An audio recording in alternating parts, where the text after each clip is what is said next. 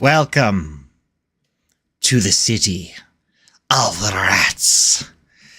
Welcome to the haunting hour. Here, late night, where only demons and goblins dwell. Here we are, in the spookiest season of all. That time of year when you feel the warmth of the summer rays come to a dying end. Welcome. Welcome. Hey, what's up? How's it going? I am Simon Fox, and it's late at night, and we're here to play Ratshaker. Yes, we are venturing into some late night weirdo gaming. One of my favorite things that they used to have on television on Turner Classic Movies is that every Saturday night they would play at, the middle of the night. They would specifically have, what was it called? It was like TCM After Dark or something. No, TCM Underground, Turner Classic Movies Underground. And they would play all of the weirdest stuff in their back catalog, like purposely find the weirdest things to just entice you with, like weird indie films, monster movies, sexploitation, blaxploitation, all kinds of exploitation, fun, psychotic, weird art films, stuff that's normal by John Waters standards. Anyway, I always appreciate that. I always appreciate being kept up late at night by all the freaks and the weirdos, and just having that sort of comfort as you're up and still about at 3 a.m. And I hope to give a little bit of that energy as I play through some weirdo games this season on the days that I can't truly fall asleep. Today we are starting with Ratshaker. I know very little about this, except it involves a rat, and that it also involves shaking. And I think you shake the rat, or maybe the rat shakes you.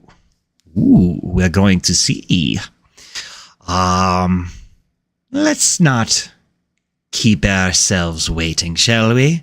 Let us venture into the land of the rat.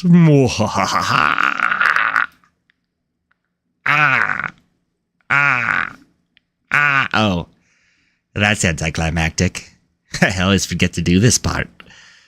I forget to set my game capture.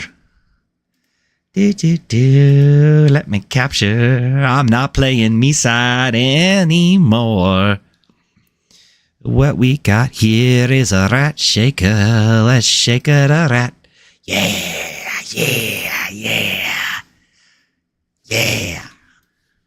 Shake that rat. 1 time, 2 times, we shake it a rat. Gonna go over here. I get the vibe that the right side is the rat shake. Rat shake. The right side is for rat shaking. The left side is for fox talking. All right. So let's do this. No, my chat screen. Go back up there. There we go. I should put that. Lock. Okay. There we go. We're good. We all good. Ooh, doggy. Let's restart. Got a rat? Time to shake.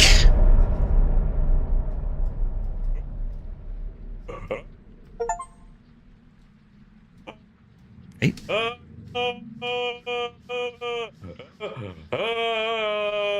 Yeah. Hey. Wait, can I move? Or do I just shake rat? Yeah, shake it a rat.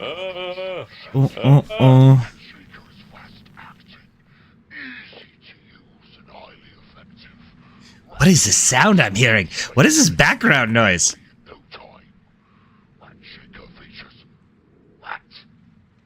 What is this? What is this madness I'm hearing in the background? How do I move? Options, display, upscaling, landers, resume. What are the options? Options, move, camera sensitivity, look, head bob, subtitles. Look. Navigate. Upscaling, language, restart. Okay, well, alright.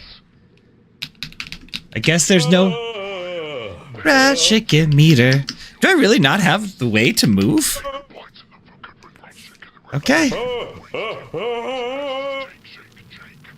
Shake a shake a shake. Shake a shake a shake. Shake a shake a shake a shake a.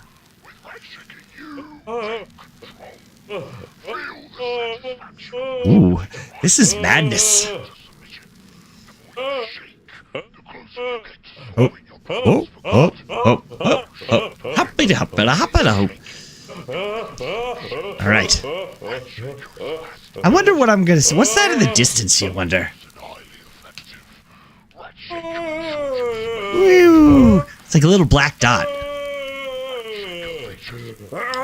I feel like it's a farmhouse. Yes, I feel like we are looking at the Ratshaker homestead. And once I get my Ratshaker meter up to full power, Ooh. I have shaken the rat 100 times. And we are barely in this game. Ah! Ah! Ooh. Ooh. Ooh, I like this low one. I like it the high ones.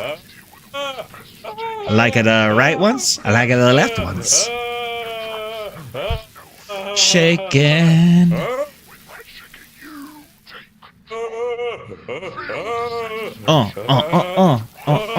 Yeah, yeah. Yeah. Yes. Yes. Oh.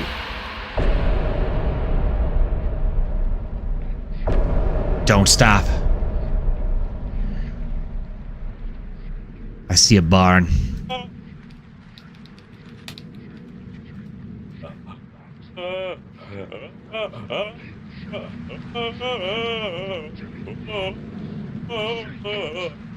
I'm gonna sneeze. Oh, I can't sneeze. I really want to sneeze. I heard if you look at bright lights. I'm looking at a light in my room. Hoping I sneeze. I gotta sneeze, I can't get out. Maybe it's the Ratshaker. Maybe this game. It's like pepper in my sinuses. Shake it real good. Shake 'em like a Polaroid rat. Nobody's perfect. But just 'cause you're imperfect doesn't mean you can't shake it a rat. Shake it a rat. Keep on shaking. Don't ever stop, don't ever quit. Keep on shaking. Shake, shake, shake. Quit your job. Give up on your family. Leave and live in the woods and shake, shake, shake, shake, shake, shake. Take off your clothes, shave your hair, and just shake, shake, shake. There is nothing but shaking. Rat's a king, and you wanna be queen to the rats. You gotta be queen to the rats. You're on a chessboard, and the rat is your king. I like these rolling fields.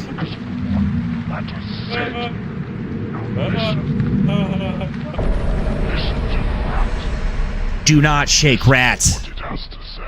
Oh, feel it. It has nothing to say. Hey. Shake it harder. It doesn't matter how much you shake me. Shake it. You can't undo what has been done. I'll bet you I can. I'll bet you I can. You know why these things are appearing, do you not? Why do you not know why these things are appearing? The things that are appearing should be obvious to you because of what you did. You know what you did. Listen. I'm trying to think. This game makes me wonder. Shake it. What's a really good Broadway song? The answers that you need to know. Shake it. You know what is a good Broadway song? Keep shaking. Shake The final song from Or like one of the last, I like the last couple songs from Pippin. Yes, those are my favorite songs in Broadway. Hello, Thoth. How's it going? I'm shaking the rat. Unless you believe that the universe is a fixed point around the rat. At which point, by moving the rat, I'm not actually moving the rat. I'm moving the entire universe because this... I don't believe in a heliocentric universe, I believe in a rat-centric universe. Blah, blah, blah, blop, blop, blop. Rat, rat, rat. Give me a barn. Give me a hat. I am the cat in the hat. I am a cat in the hat. And then... Why do you not know why these things are appearing? I don't know, voice. I don't know. Oh. I will obey. Squeeze? Squeeze? Squeeze? I can shake. I can squeeze. I can shake, shake. I can squeeze, squeeze. Can I shake and squeeze? I can shake and squeeze. I can squeeze. I can sheeze.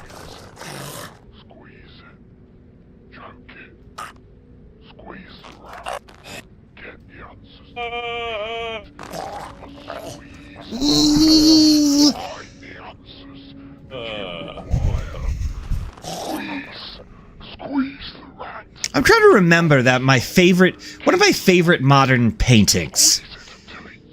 I think it's called like Emily's World. Ooh. This is gonna bug me. I think it's Emily's World. It's a painting of a woman in an open field like this. And there's really nothing behind her except just an old wooden barn. And you don't see the woman's face. You can just see her body splayed out in your direction, but she's twisted back, looking towards the house, and you don't know what she feels about the house. But it gives the impression of, I don't know. It invites mysteries. It's one of those paintings I could just stare at for hours.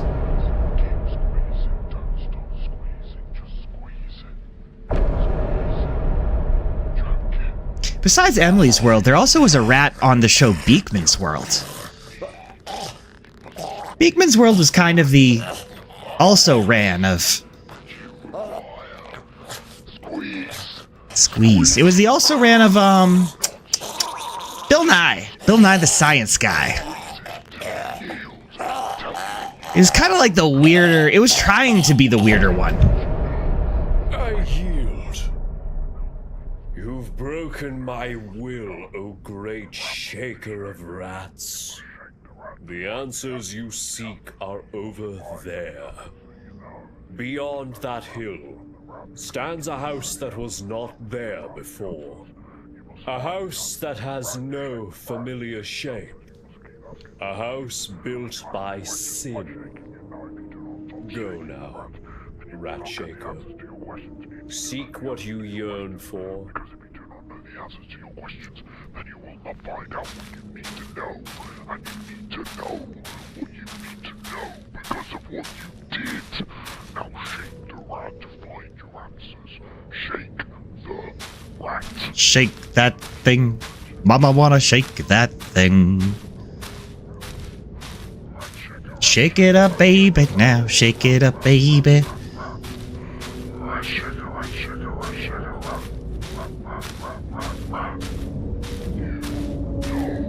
Wee, wee, wee. I like his little tail.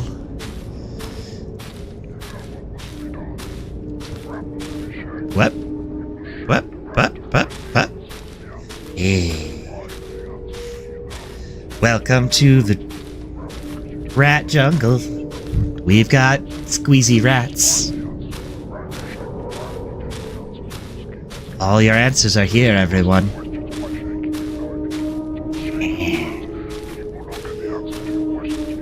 This is where it must know what's inside, and there's no turning back.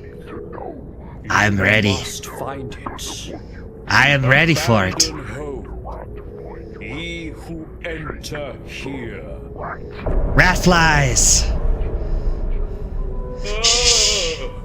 Shake your rat down low. Shake your rat up high. Shake your rat in the midsection.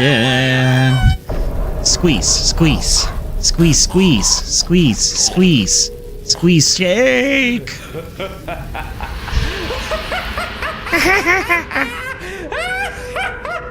I'll be honest, I don't get the joke. I just want to be involved.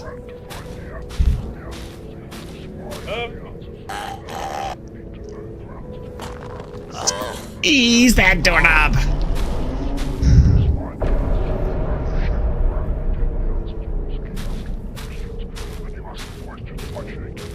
But what of that? What of that house? What of that house, Papa? Why must I always do what the rat says?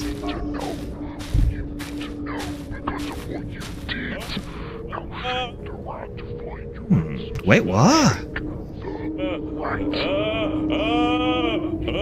It was like a rat painting.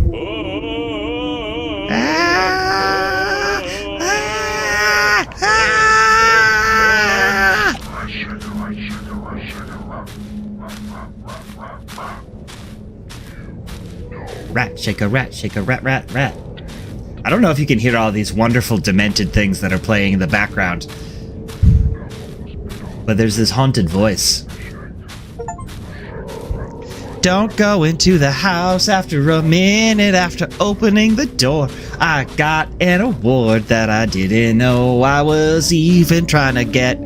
I'm gonna ignore it, cause I like to see if games can be subverted.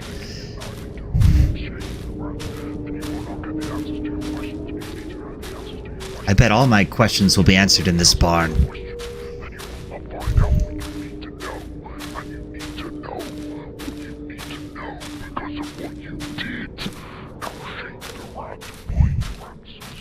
So, I spent a lot of time choosing the red that I use in all of my branding. I actually spent like a good, decent amount of time, like trying to figure it out.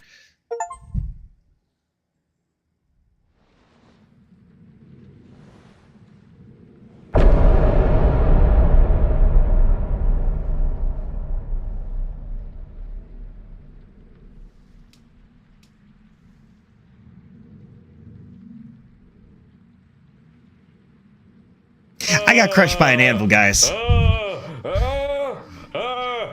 got crushed by the anvil in the barn. There's anvils in the barn. The game punished me for expressing my curiosity. It invited curiosity and then punished me for it.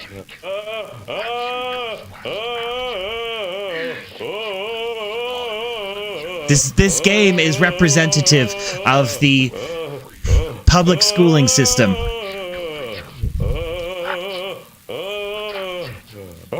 How it crushes your internal spirit just enough that makes you feel like going into a 9-to-5 job is worth it. That's what Ratshaker's all about. The modern industrial system.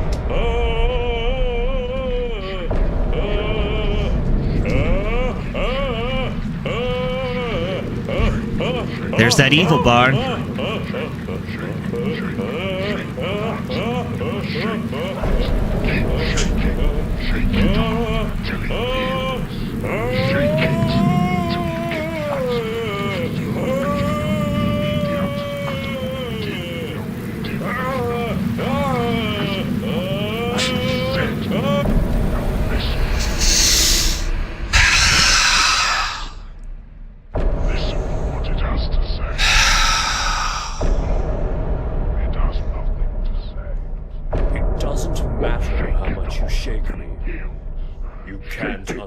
Has been done.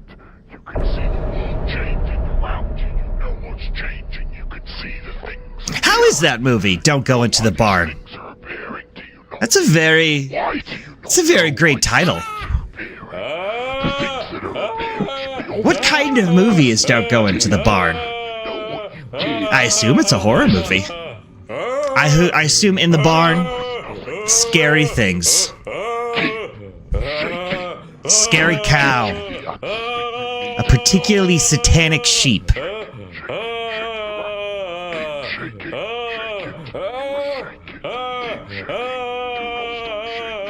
A predatory chicken.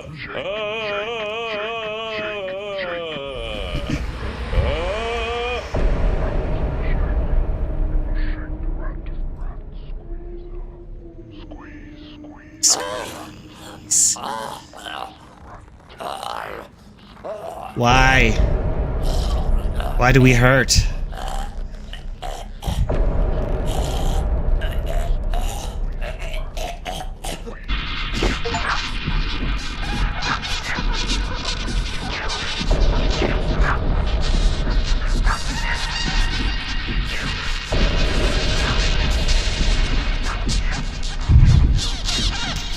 This game's not gonna let me subvert it in nice ways, it will let me subvert it in evil ways. I will become the master of my own fortune.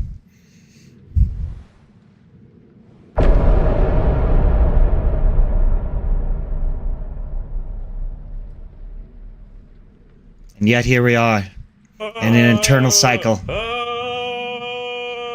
An Ouroboros of pain and torture. I've never actually learned if it's pronounced Ouroboros or Ouroboros. You don't often hear the word Ouroboros or Ouroboros. It's really one of those things you see written down. It doesn't come up in conversation very often, but it comes up in written word quite a bit. Because people are trying to be a lot more clever when they're writing things down. So they write things like Ouroboros. But people don't feel confident because they've never heard Ouroboros, so they never bring it up in conversation because they're afraid that everyone else knows how to say Ouroboros or Ouroboros, and that they're the only ones getting it wrong. So they never say acai berry or Ouroboros or quinoa because they've only ever read it in books.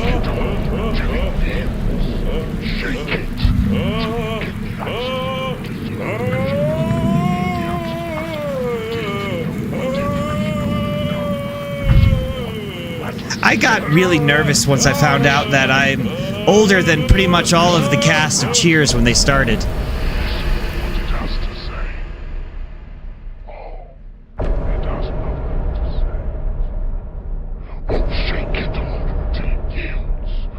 It doesn't matter how much you shake me. You can't undo what has been done. You can see the things in the eye. Know why these things are appearing to you not? Why do you not know why these things are appearing? The things that are appearing should be obvious to you because of what you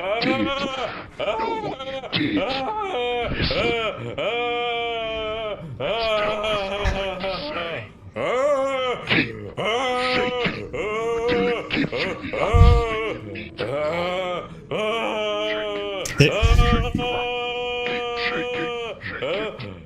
And it's sad that I don't know how to properly pronounce Ouroboros. There's that one time I went to the zoo and I went to the reptile house and I was all alone. And then I saw one of the giant reptiles eat its own tail. And he just gulped himself down further and further and further until there was no snake left. It defied the laws of physics, but the entire snake disappeared by engulfing itself into its own mouth. And then its own mouth bent backwards into infinite nothingness. And then it was gone. And then the reptile house janitor came by. And he asked where did the prize zoo reptile snake go? And I had to describe a whole conversation with the reptile house janitor about their prize snake. And I couldn't once confidently use the word Ouroboros or Ouroboros because I didn't know how to properly pronounce it, and I was afraid of embarrassing myself.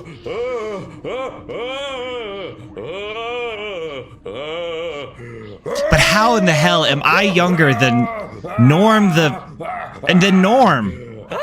Or the mailman? The only one I'm not older than is Coach?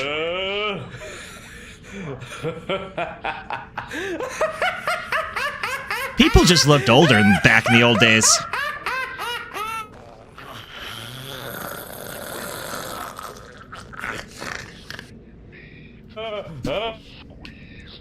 Oh. I'm squeezing when I should shake. I'm squeezing when I should shake.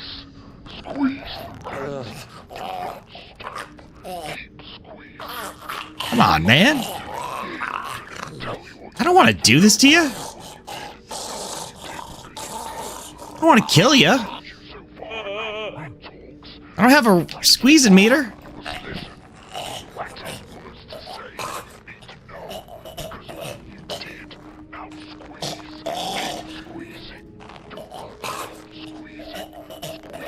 I don't want to hurt you, man. I don't want to kill you. I'm gonna shake you for a little while. Oh yeah, the amphibians were fine. They were running the place. Honestly, I'm pretty sure the zoo was mostly based around amphibians. It was one of those like weird zoos that's only amphibians and a couple reptiles. You don't see a lot of them, but they are pretty cool. They got all the good newts there.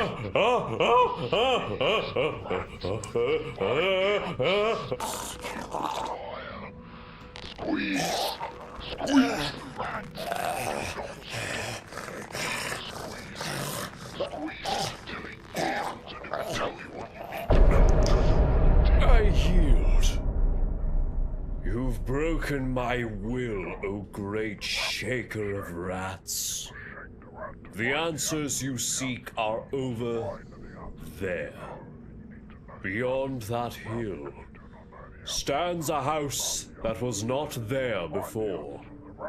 A house that has no familiar shape.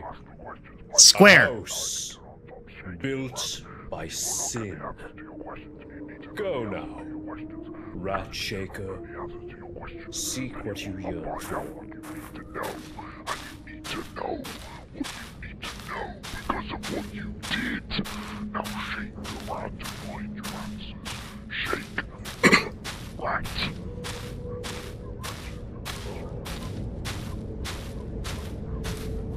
Ratshaker, Ratshaker, Ratshaker, Ratshaker, Ratshaker, Ratshaker,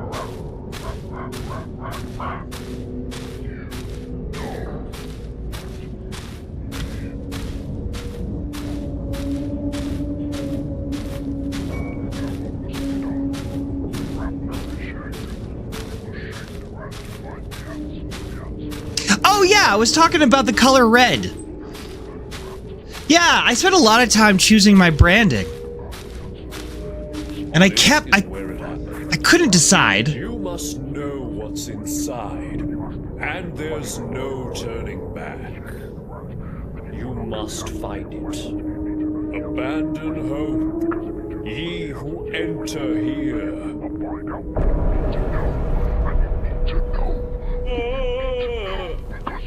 I couldn't decide between barn red and blood red. I went with blood red. I was inspired by the Mother 3 box art, which is pretty much just red, but apparently a color called Japanese red, which I actually fell down a Wikipedia rabbit hole. There's a lot of history about the specific color of red that is used on the Mother 3 box art, and apparently it's incredibly important to the history of Japan. So much so It's called Japanese red. But I went with blood red. I think it's because the hexadecimal code is 660000. I just kind of like the 2 6s.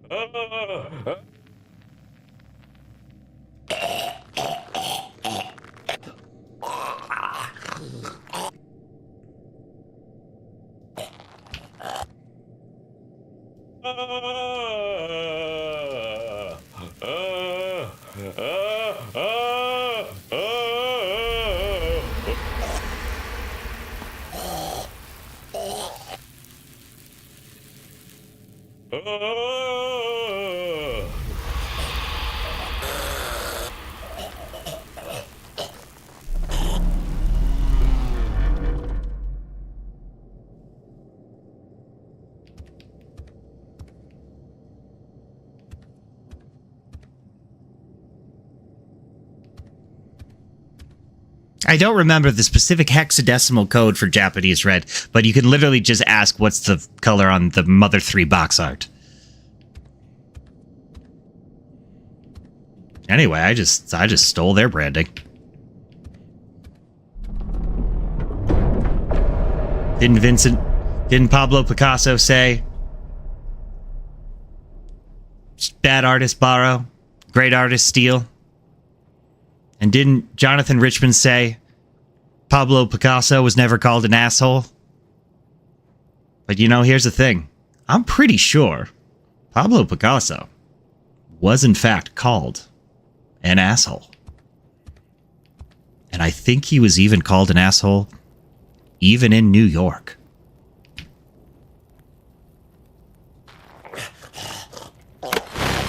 Are you tired of dealing with pesky rats that just won't leave you alone? Introducing Ratshaker, the fast, easy, and fun way to keep rats in check. Just hold, shake. What?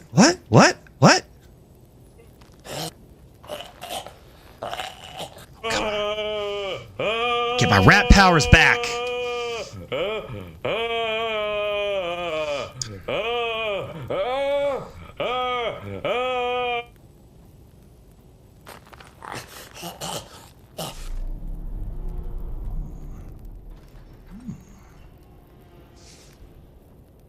You know, as far as fantasy reptiles go, are dinosaurs considered reptiles? Are dragons considered reptiles? Because that's going to answer a lot of questions or a lot of responses. I mean, does the worm, WYRM, is that a reptile? What about Champ from Lake Champlain? Is that a reptile? Is the Hydra a reptile?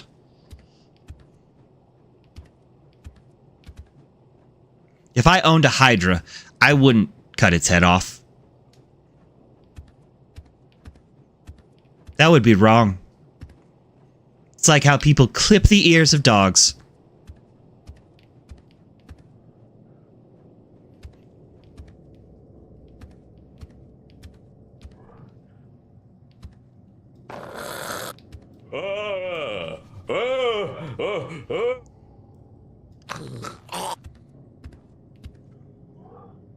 So, if a dragon is a reptile, does its internal fire help regulate its cold-bloodedness? Does the fire exist in its belly, or does it come out and create as it's being, like, when its mouth is opened?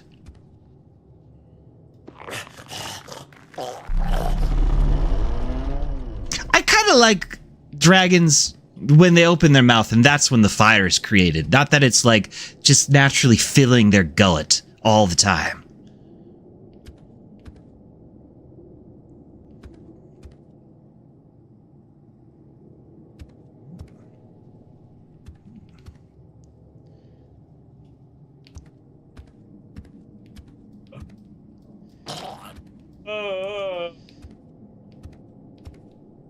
Oh, wait. What was there? What was that? No. Nothing.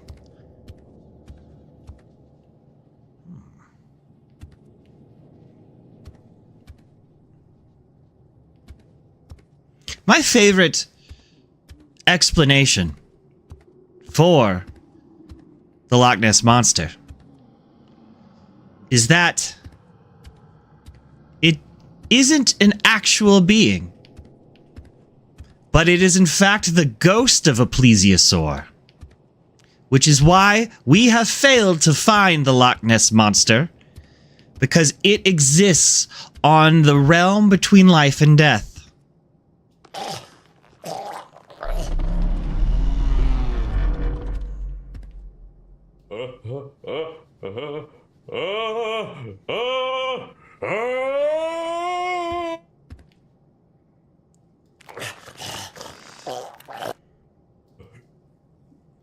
Bloody Mary, Bloody Mary, Bloody Mary.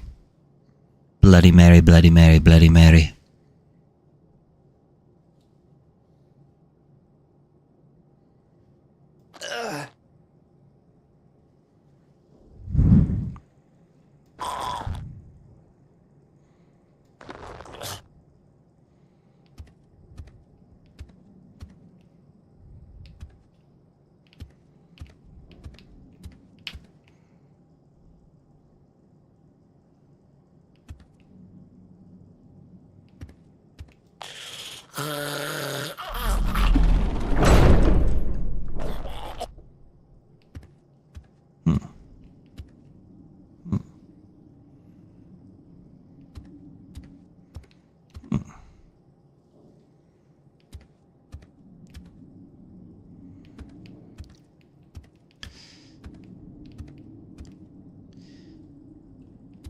The question you should be asking yourself is, why did I shut off the light?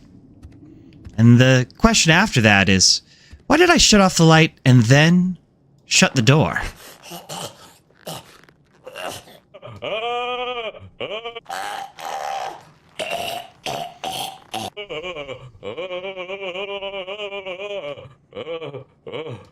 Because now I can't see shit.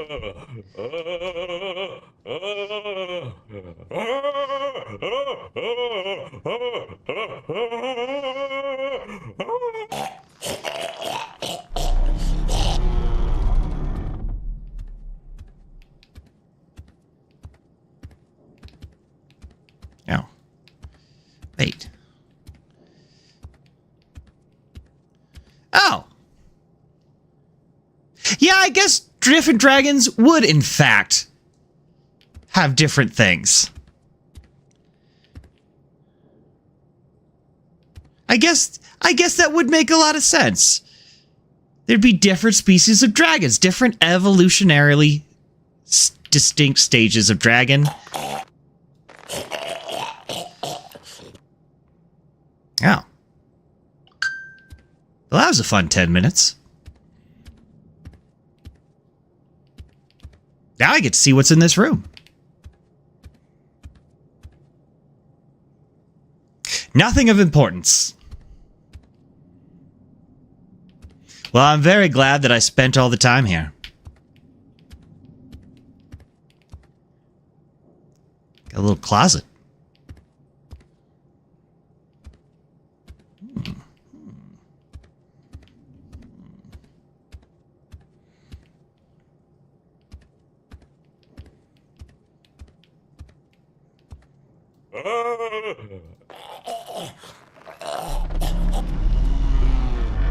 Also, people tend to have the belief of that there's alternate dimensions, and that's where all cryptids and ghosts and Loch Ness monsters, that's where they reside. They come over from some kind of goblin universe. And we're just peeking into other dimensions. That's a rad theory, but at the same time, it's also completely unprovable. Which is like a real boner killer for like a lot of people who want monsters to be real.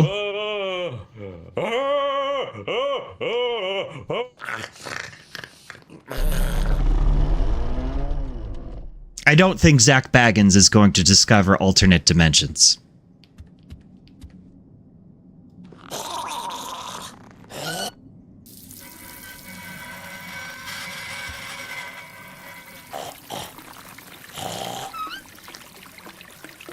I find the tourism in Salem, Massachusetts to be very strange.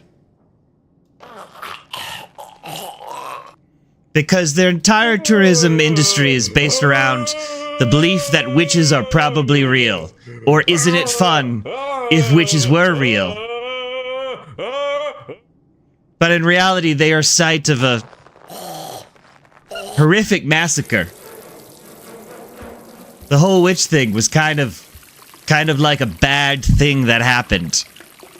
Because there weren't witches.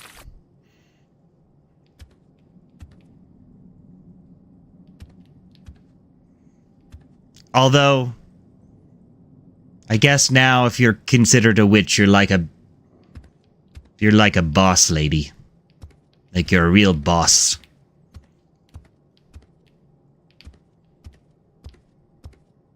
I like Unicorn Space as well.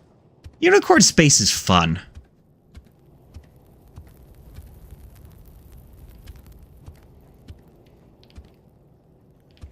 I also like that Jesus Christ is often depicted as a unicorn. So, if you believe everything in Christian canon, you technically have to believe that unicorns did in fact exist.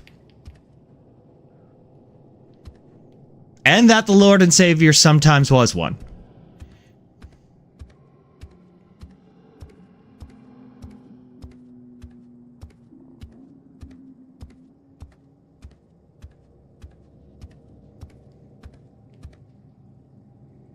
Is there really nothing down here?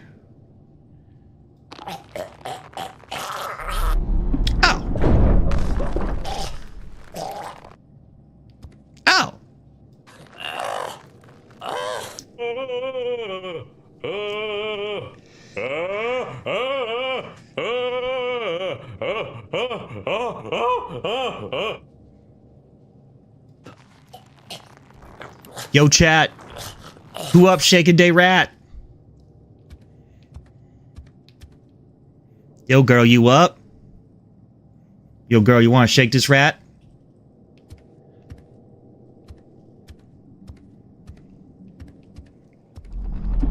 You want to shake rats and chill?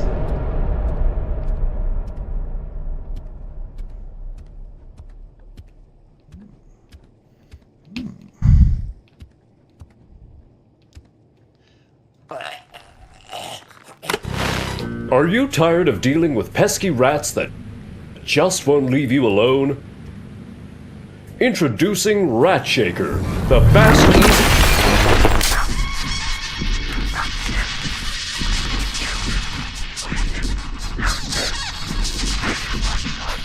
My rat died.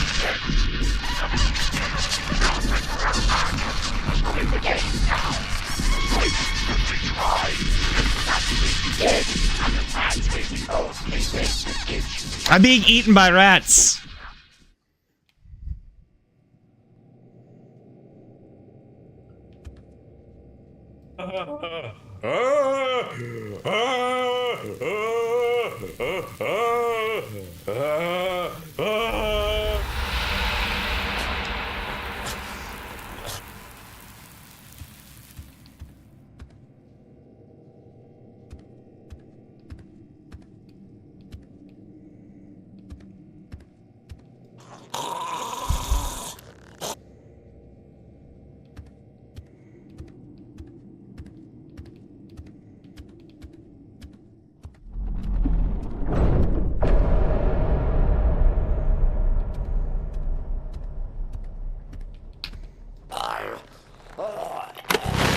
Are you tired of dealing with pesky rats that just won't leave you alone? Introducing Ratshaker, the fast and fun way to keep rats in check. Just hold, Hey, hey! I shook a rat. And I turned on a radio. I expect compensation.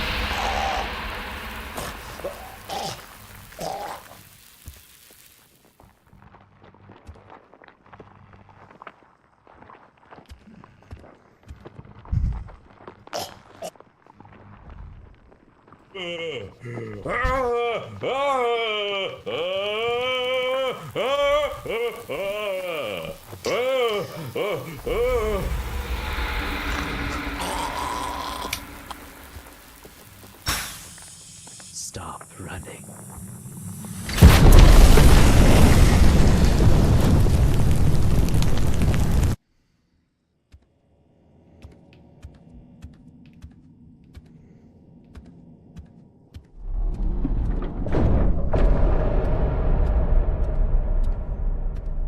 Casey Kasem played Robin, right? Like on the old cartoons?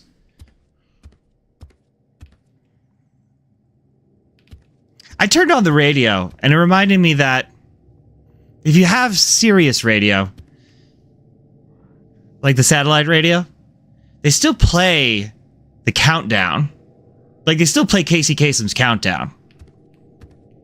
They're old episodes, but he lives on eternally. And I think the episodes might even... Well, they're replaying the episodes on this day in the 1970s.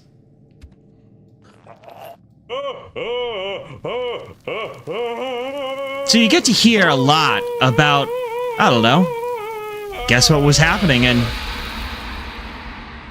late September 1975.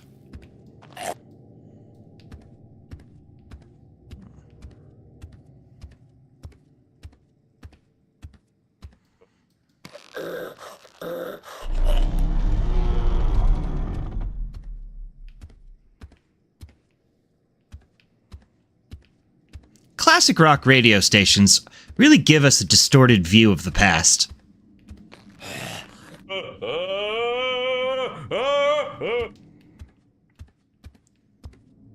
We forget that Barry Manilow and Cher, they outsold Led Zeppelin.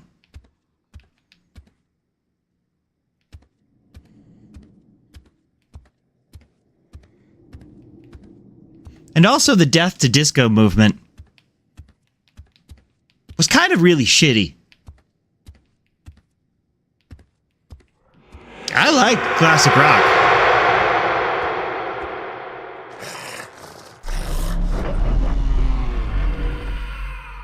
But disco really was the music of queer people, women, and people of color.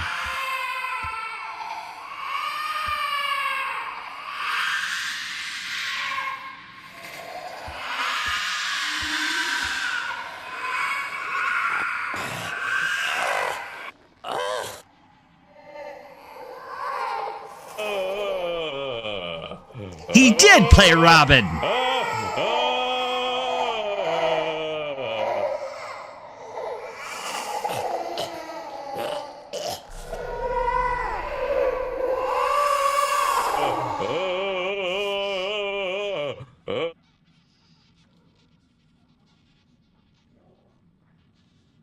Yeah, disco is actually really good if you don't have a classic rock jock radio DJ yapping in your ear.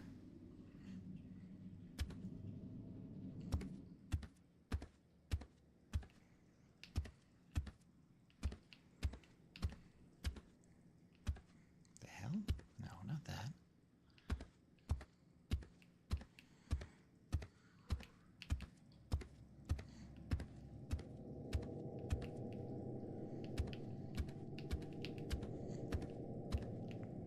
I agree. terrible things that we hold on to in our culture.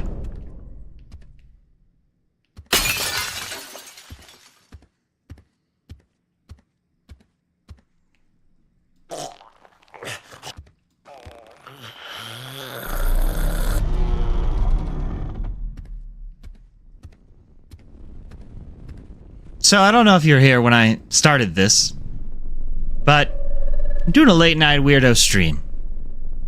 Because It doesn't matter how much you shake me. You can't undo what has been done. I used to love this show on Turner Classic Movies. I guess programming block. It was called Turner Classic Movies Underground. They nixed it a few years back, and I'm really sad. It used to show, like, the weirdest things that they still had in their back catalog. Like all their exploitation films, all their weird monster movies, all the indie films that are just a little bit too weird to show. And they'd play it, like, on these blocks from, like, I don't know, like 2 a.m. to, like, 6 a.m. I really appreciated that. Anyway. I remember why I watched Welcome to the Dollhouse. Which is a very... it's a funny movie.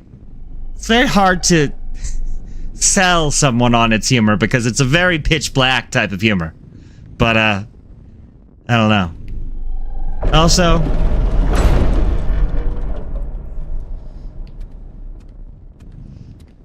it's the song.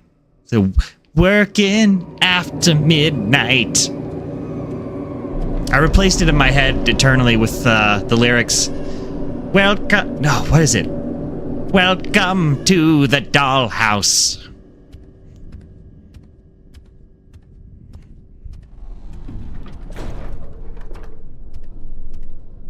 I don't know why I felt the need to tell that story. But it's been sitting in my head for years.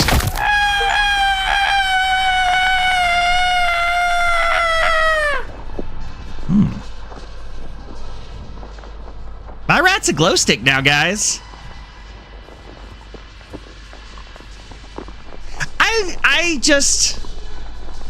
I really loved being kept company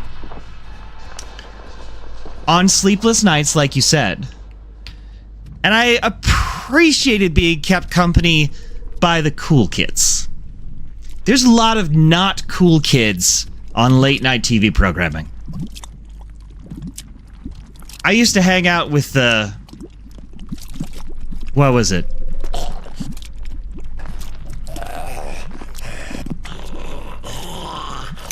World Series of Poker. I used to watch a lot of World Series of Poker.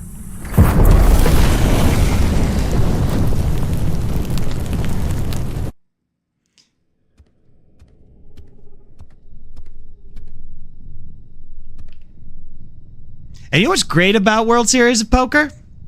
No one shows any emotion whatsoever. They don't talk. They all wear sunglasses. They purposely try not to react to anything.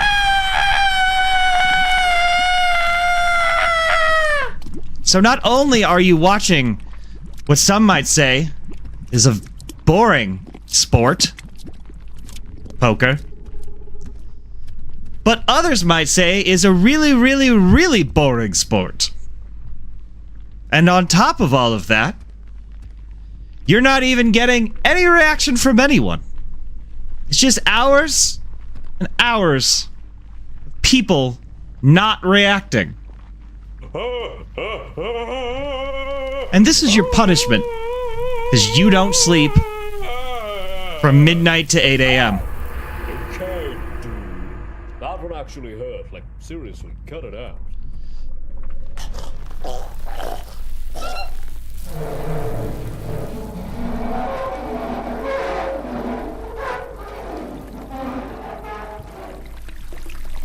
Anyway, this whole stream right now, it's just a shout out to Turner Classic Movies Underground.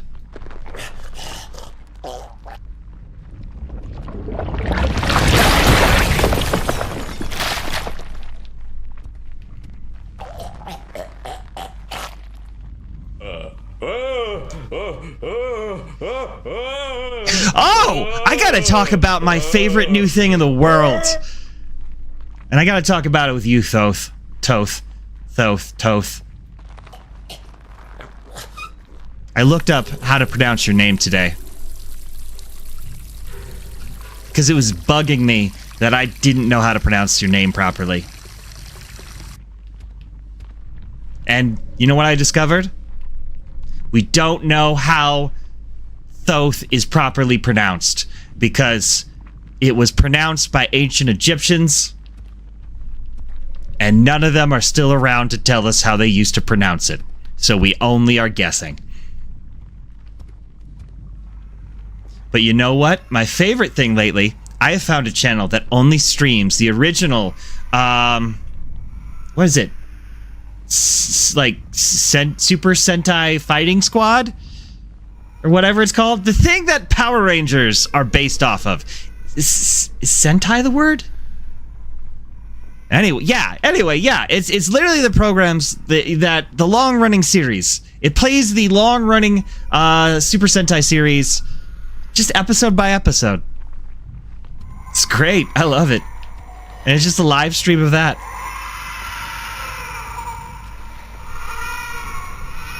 It's been one of those things that have kept me company on these nights.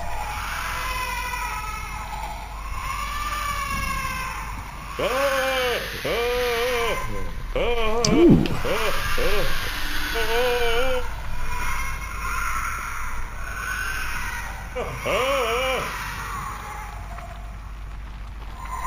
Oh, I actually like to put content warnings in my descriptions. People make fun of trigger warnings and content warnings, and I feel like actually having them, I think they're the best thing in the world. Because it's like you can totally have free speech, and you can totally talk about or showcase whatever messed up thing you want to have. And you can also just easily offer to people who don't want that, like, here's what's on the menu. You don't gotta eat it. Please, in fact, stay away if you are bothered by this. I love trigger warnings and content warnings.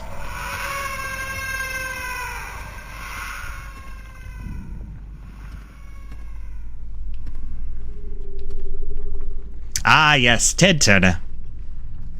Ted Turner was made fun of a lot more in the 90s. Like, I remember the main, Jay Sherman's boss on The Critic. I didn't realize till I was much older that his entire bit is that he's just one giant Ted Turner parody. Duke.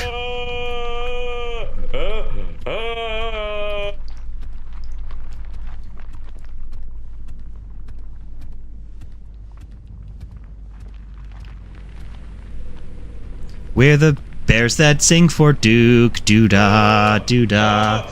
Drinking moonshine till we puke. Oh, the doo-dah day. There was a bit that he had the whole Country Bear Jamboree inside his office, and a button on his desk made them sing.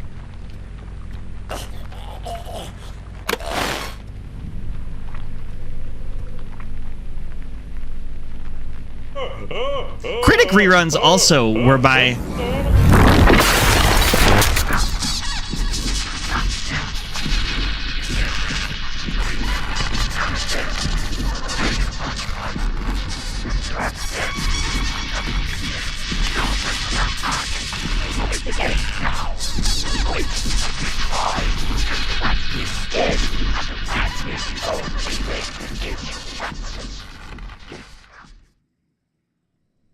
Critic reruns were also my late night friend as a young child, like junior high school and high school. They still played on reruns late at night on Comedy Central.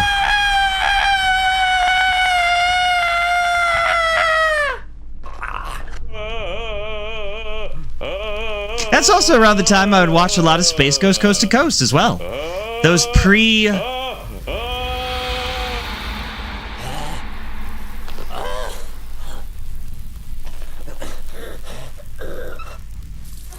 pre-Adult Swim days, when you pretty much just had Space Ghost Coast to Coast.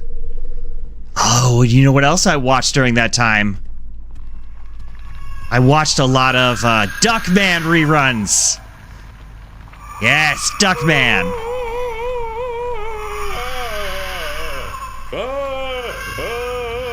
Truly one of my favorite things that Jason Alexander has done. I need to give that series a rewatch. Along with A Critic.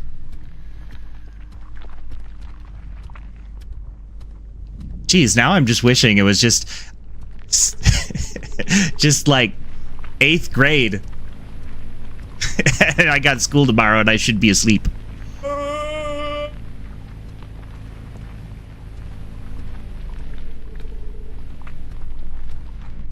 Yeah, I guess I have a lot of opinions on late night things.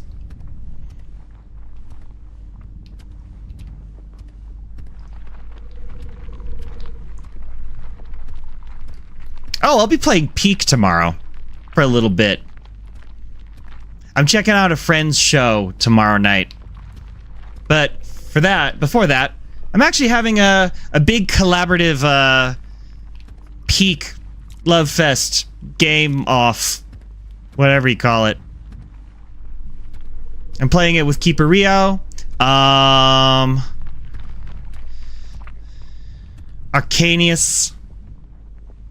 I think Hey Shady Lady might even join in too. I'm not sure. I got the word from Keeper Rio. Anyway, I'll be playing Peak tomorrow at 6 p.m. Eastern Time. 3 p.m. Pacific Time.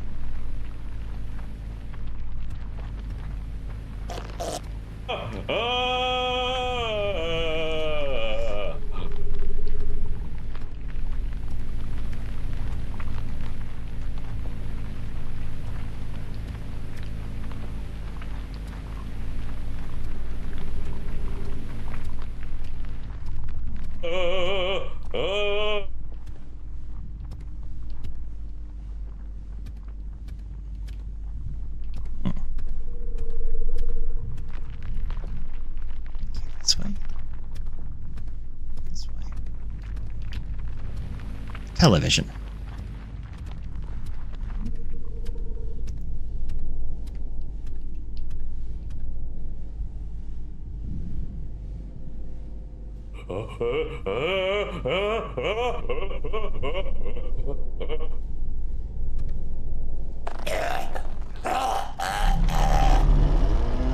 Dejuti. Dejuti was common.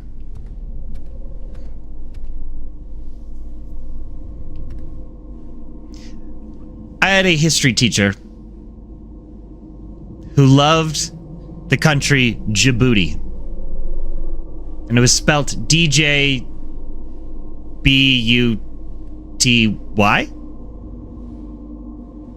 Djibouti. And he always would say, you know what the capital of Djibouti is?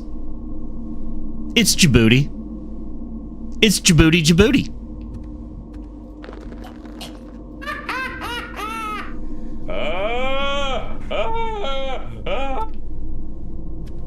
That was also the class where I learned, where I watched 9/11 happen. But he was really cool. He actually ran a campaign called Afghans for Afghans. And he collected blankets and other such clothing for the displaced in Afghanistan during the War on Terror. He was a very cool dude.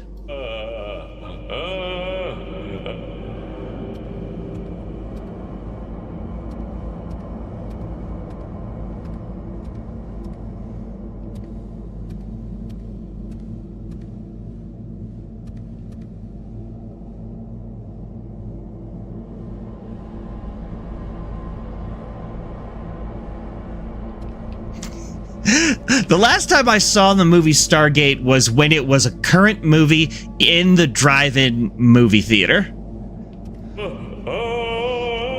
So I'm going to be a little honest. I do not remember that being a very important plot point in Stargate.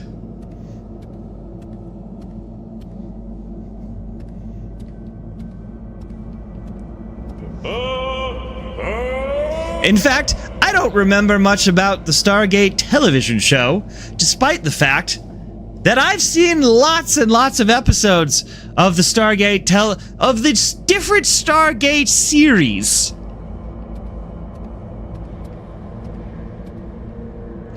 Because guess what else is shown regularly on late night programming? Stargate.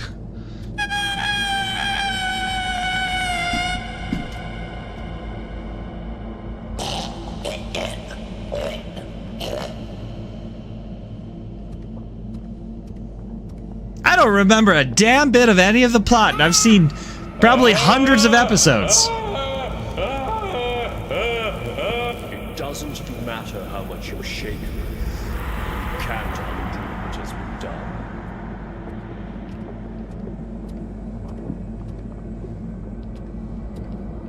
I had a friend whose dad, I believe he worked for the CIA. And from what I understand of the CIA, they have front of house guys and back of house guys. At least that's what I call them because I've worked in restaurants for years. But I think in reality what they are called are desk guys and field guys. Okay, dude, that one actually hurt. Seriously, cut it out. People like James Bond and Jason Bourne, those are field guys. Those are your classic, I risk my life every day. And I make beautiful love to beautiful people. That's what the field guys are. My friend's dad, he was an office guy. He dealt with some pretty weird stuff. We heard some really cool stories from him. Hopefully, he was allowed to tell those stories. But one of the things I remember about him is he was the very first person I ever knew who owned a terabyte hard drive computer. I had never heard the word terabyte before. A gigabyte was the largest amount of information I could possibly think of. But he worked for the CIA. And you know what he filled up? That government-issued computer during the War on Terror. A full terabyte of reruns of different seasons of Stargate. He found a way to record them off of television and fill his computer up to the max with Stargate episodes.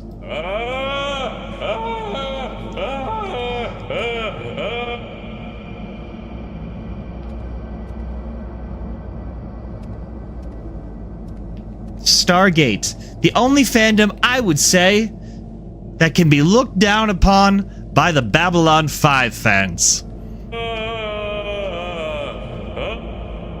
Yes, I believe when I was watching, they would do rotations of Stargate SG-1 and Stargate Atlantis.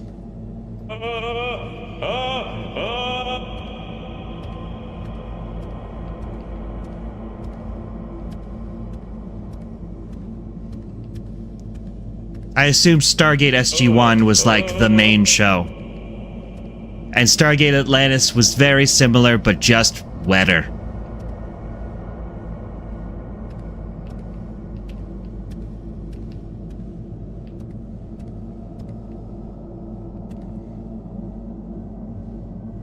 I guess this game does technically qualify for my ongoing love affair with toilets and video games and whether or not they flush.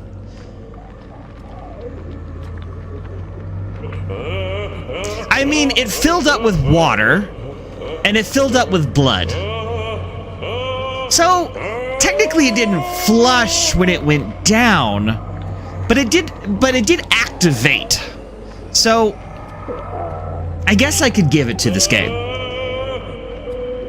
The flusher was operational, even if the full flush didn't happen. I'll give it to this game.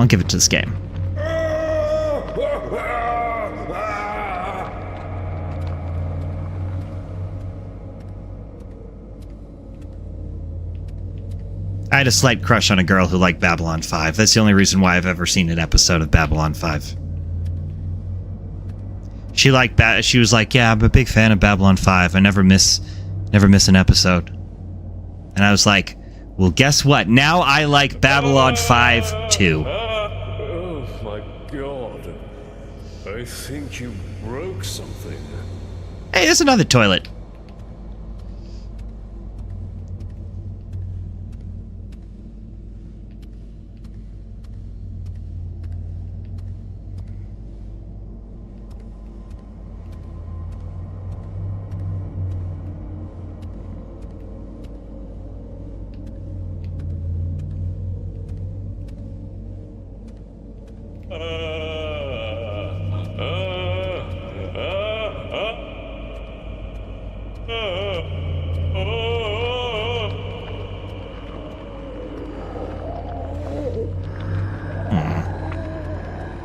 Okay.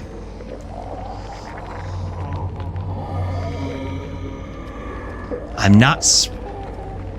There were spin-offs of Babylon 5? What were they called? Babylon... Was it Babylon 6?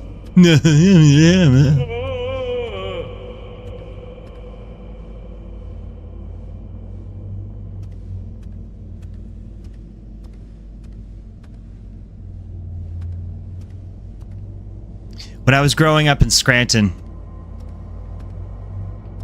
the local weatherman got fired because he ran a website about the Scranton Stargate. Our weatherman never talked about it or ever brought it up on the actual news. But our weatherman ran a site where he fully believed that there was an, in fact, real Stargate within our town.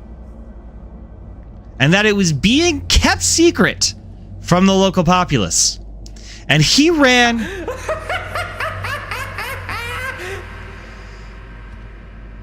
one of those early Y2K style websites where he told all about the truth behind the Scranton Stargate. And when people found out, they fired him. Archie! Hey, everybody, it's Archie. This is going to be a very weird question, Archie. But I'm being sincere. What are your pronouns, Archie? Are you... Every time someone comes into my channel,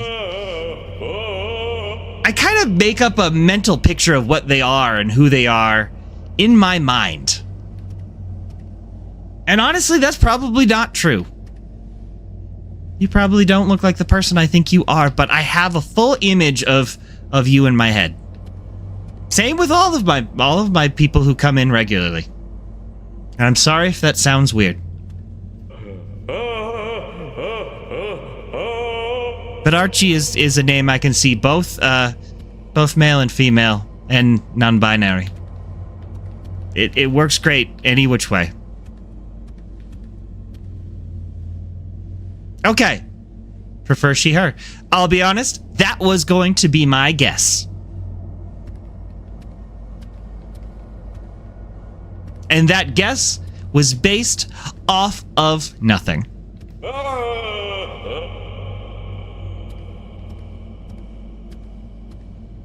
Still, I'm secretly glad that I was right. Because I like being right about things.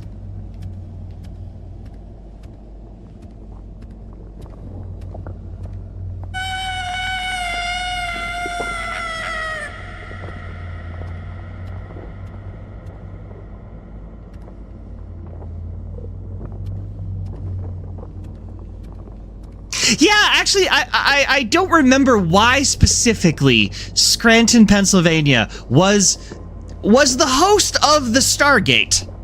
Why was the Stargate in just a park? I believe he was like even referencing some kind of just boring bureaucratic government issued art that was in some park. And I believe he thought some just placid modern art in a park in Scranton was in fact a portal to another dimension. And the man had a degree in meteorology. He understood at least enough science and the scientific method to understand how, I don't know, weather works. He wasn't Marianne Williamson.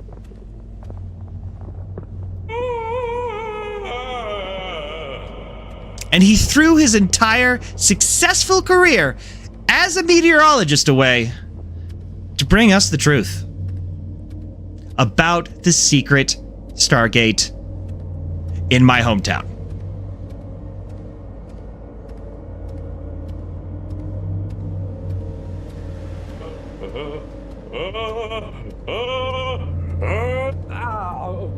Okay, dude, that one actually hurt. Like, seriously, cut it out.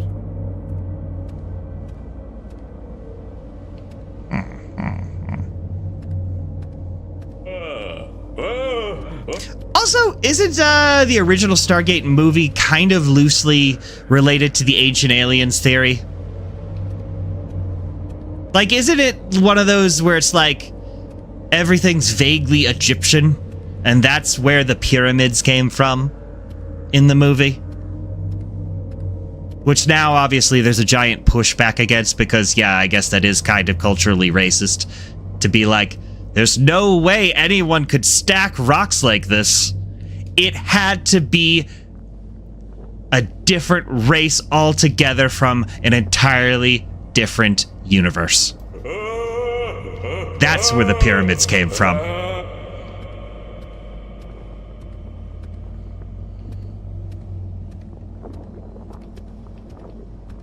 Also, I just learned way too late in my life. Oh yeah, Chariots of the Gods. Yes, that is the book that gave all of that ancient aliens BS. That's right, I forgot about Chariots of the Gods.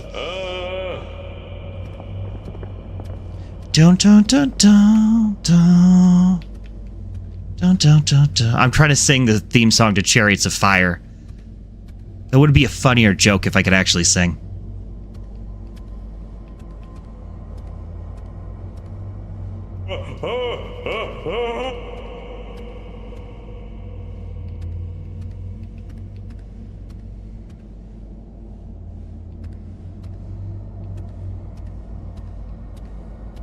Okay. I'm about to get out the God-D-A-M-N graphing paper out because I am getting lost and I am not sure actually where to go. I am shaking my rat.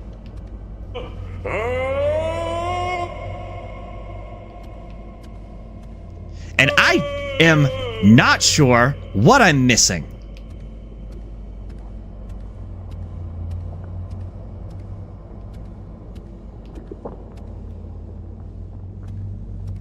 Ooh.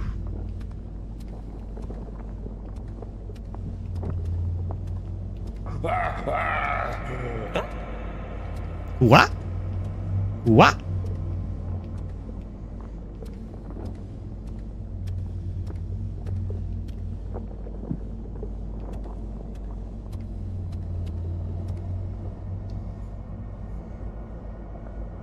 Also, Archie, every time I see your name, I think of the song Sugar Sugar by the Archies.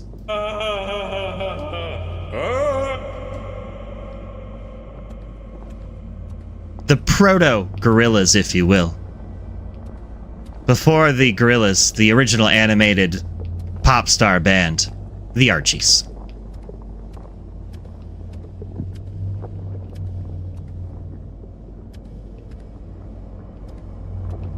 sugar, da da da da da da.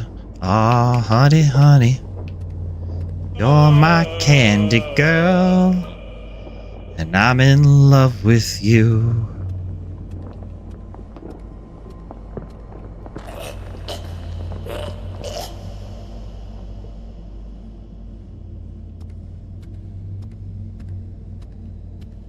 What do I do? Where do I go? This is like a dream. I've been having a lot of stress dreams lately.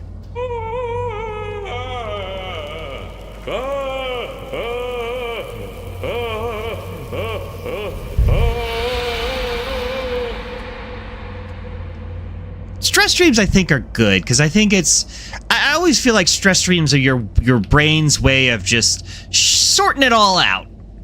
Like it's doing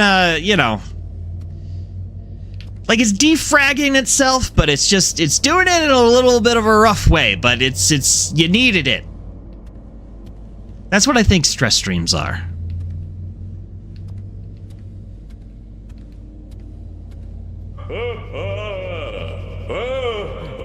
They suck, but also, you know what? Getting a fever sucks, but that's your body's way of killing all the bad stuff inside of you in order to keep you alive.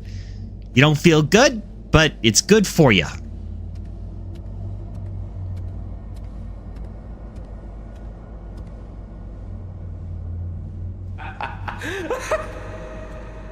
I do get a lot of work stress dreams. Not so much since I moved out of the restaurant industry. The restaurant industry was kind of, I don't know, killing me. Both physically and mentally. It wasn't good. And I was in it for way too many years.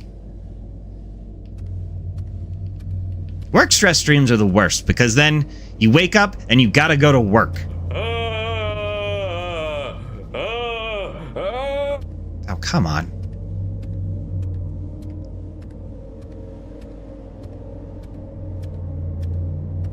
Like, I just want to be able to tell my boss, hey, buddy, I just spent 8 hours in my subconscious working this job, and I hated it.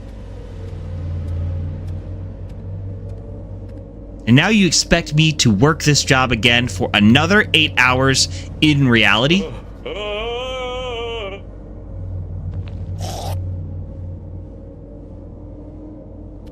It's unfair, man. It's just unfair out there.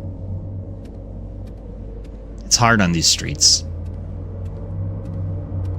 Oh, that's one of my favorite disco songs. Street Life.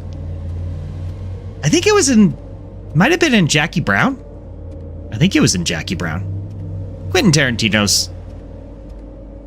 I mean, say what you say. I would say anything, but man can put together a killer soundtrack. But yeah, Street Life. Hell, if you should listen to that song. Go put it on now. Or later. I mean, just at some point. Whenever's convenient for you.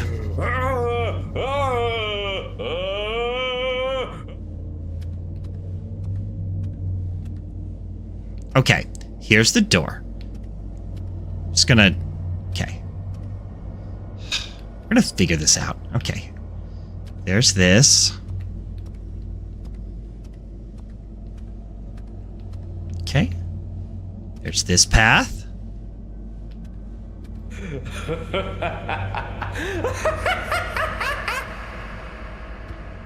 I like it when the rat laughs.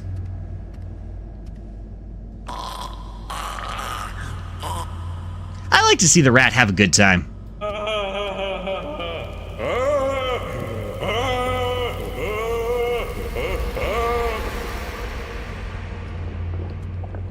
At this point, my rat's the best friend of the whole game.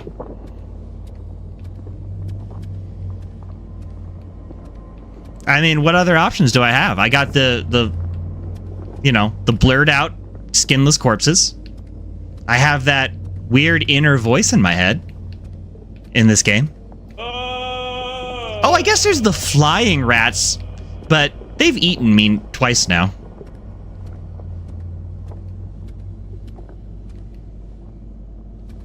I mean, this guy, he's giving me advice.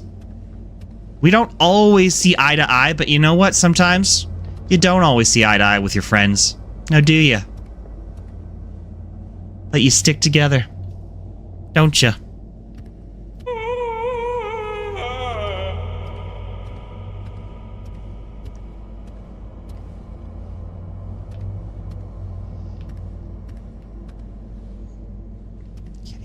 Okay.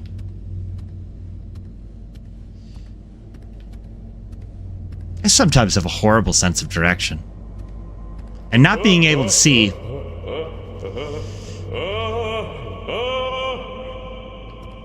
it's really making that hard.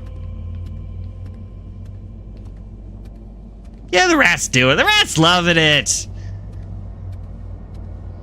Who would make a game about a rat not having a good time?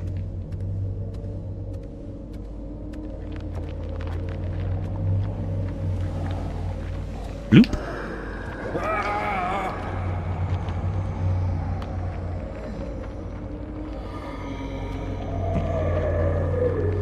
Right. There's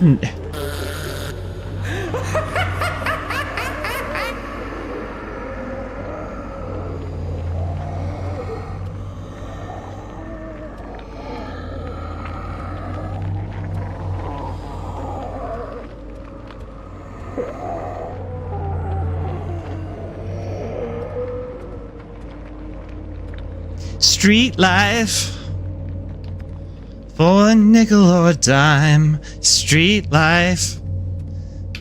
Da da da da da da da.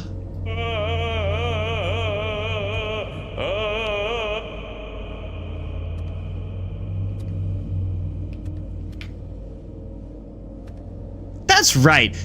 Game should be more about rats having fun.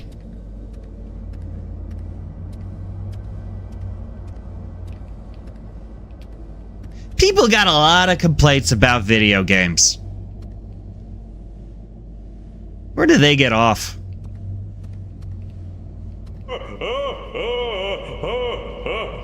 They're just simple, fun art about rats having a good time.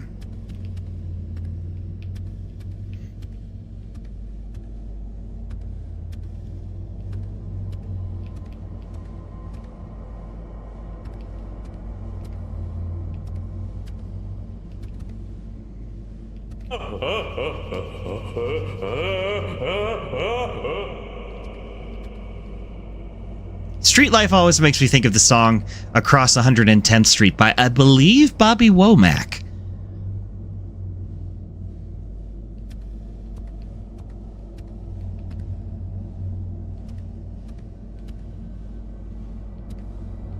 I feel like I went through a pretty hard Marvin Gaye What's Going On phase, and I feel like these are all the songs I kind of listened to around that era.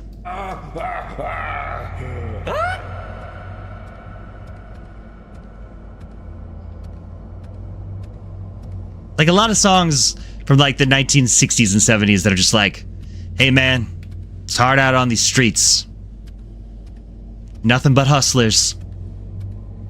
You do what you can to survive. Across 110th Street. Okay, dude, that one actually hurt. Like, seriously, no. I'm sorry.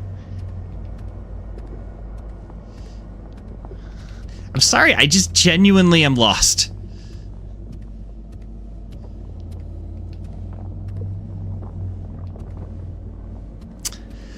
Oh man, what's that paint? Goya? Goya. Yes, this is Goya. Yes, a Goya painting. Saturn eating his son. Yes, except the rat version.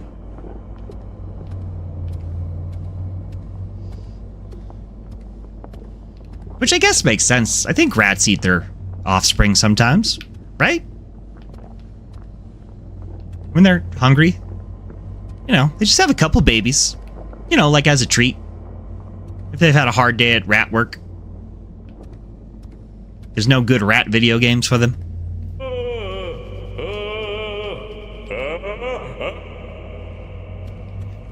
Why can't I get in there, or there, or there? The only thing I can interact with is this radio. Every few steps, my glow stick rat gets darker and darker and darker, and I can see less and less and less. This is literally a stress dream I have. I have stress dreams like this all the time. Okay, I'm not, you know what? I'm not going to complain. This isn't about me. This is about the rat. That's what being a parent is all about. You don't put yourself first. You put your rat first.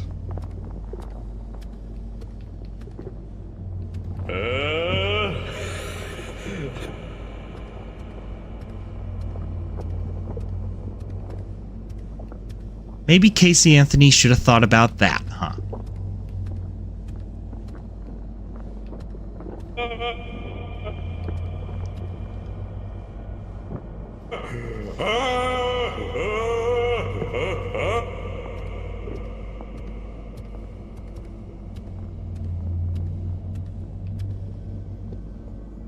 I hope that you have this on some Bluetooth speaker that you aren't even realize it's attached to. I hope that this whole stream is streaming somewhere in the living room while you're in the bedroom, and everyone in the living room is just hearing random pontifications by me, interspersed with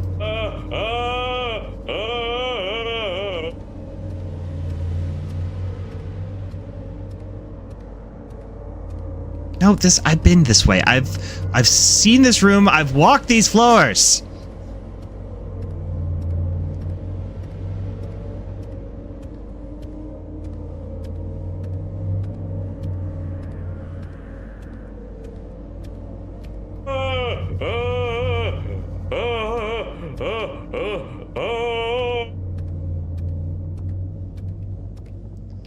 All right, I've seen every little inch of this.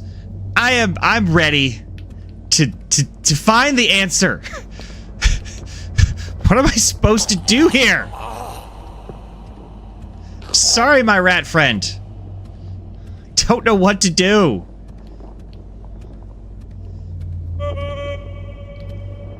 I could kill the rat. I don't want to kill the rat. That's up. I don't want to go up. I want to go forward. Okay.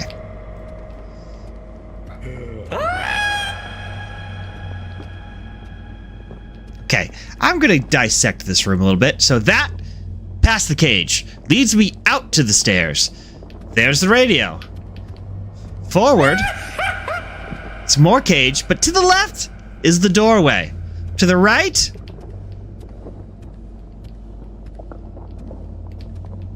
to the right, behind the sheeting. Ah, behind the sheeting, nothing. Or nothing.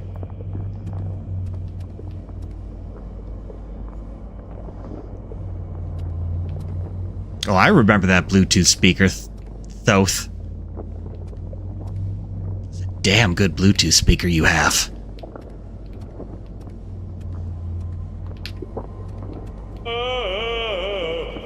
Okay, so we have determined we don't go right behind the sheeting.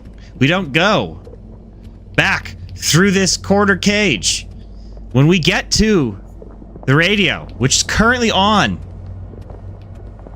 we go forward and to the left, because to the right is nothing. To the left, possibility. We enter to the left. You can go left or right. You go left, there is nothing. Absolutely nothing. To the right, possibility.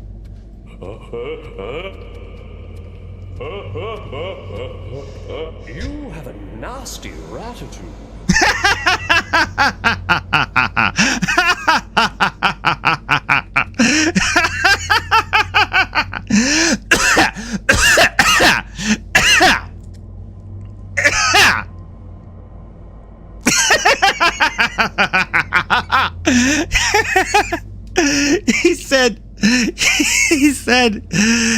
He said I had a nasty... Oh, I can't even repeat it. He said I had a nasty ratitude. It's so funny. I agree. Ratitude. It's like attitude. But you know, like, there's levels to it, man. There's levels to it.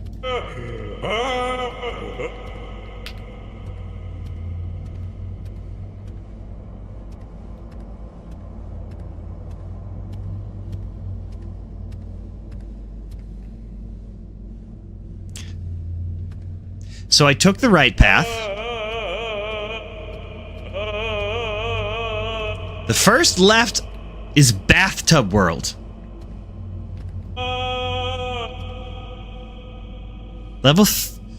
World 3, Level 1, Bathtub World. Use the secret warp pipe to get here quickly. But nothing in bathtub. So I go forward. I take that right.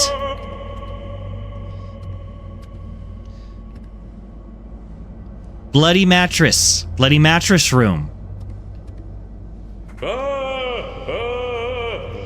Still in enough good condition, you would see this sold on Facebook Marketplace today.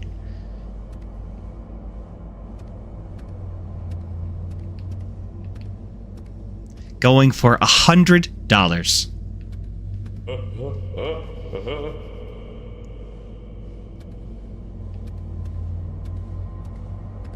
Okay.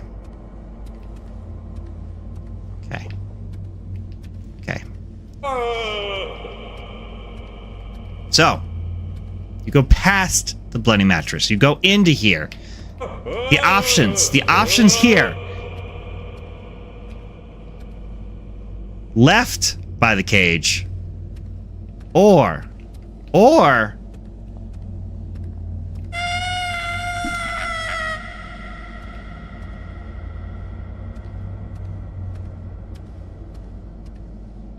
that might have just been it, actually. Wait, it's left by the cage. There's nothing over here. Or left behind the cage. So there's two left options. Taking that second left.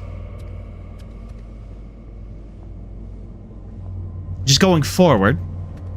Takes me to the mysterious room. The door that does not open.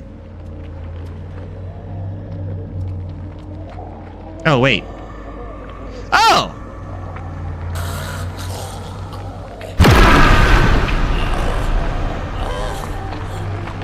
What? Oh, that's what it was, y'all. I was just being silly. I just missed it, y'all. I just didn't see that little picture there.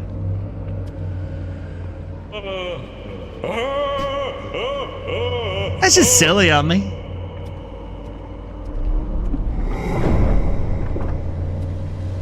You cannot escape.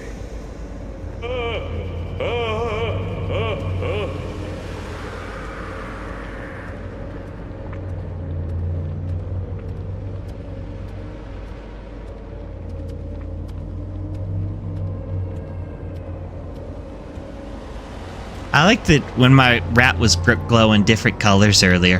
That was really fun. I was stuck there for way too long. I looked this game up on howlongtobeat.com before coming here, and you know what it said? It said this game takes an hour.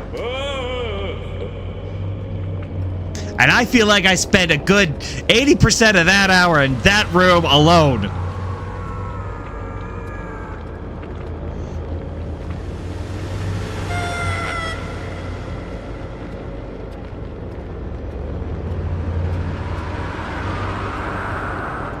Running after midnight, working at the door. Welcome to the dollhouse.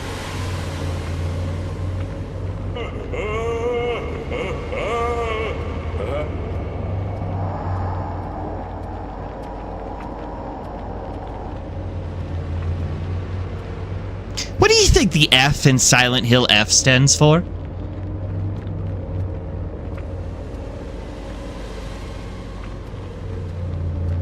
I hope it's frog.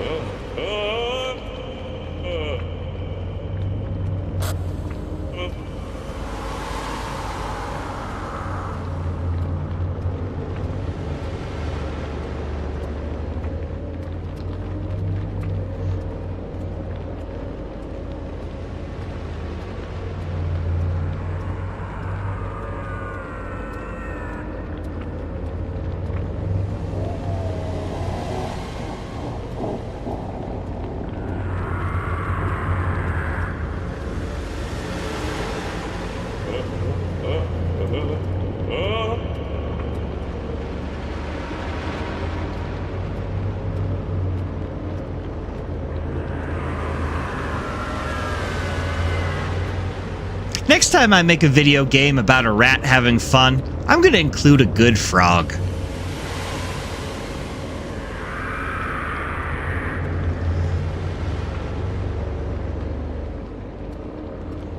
Maybe have like a wise Kraken frog sidekick.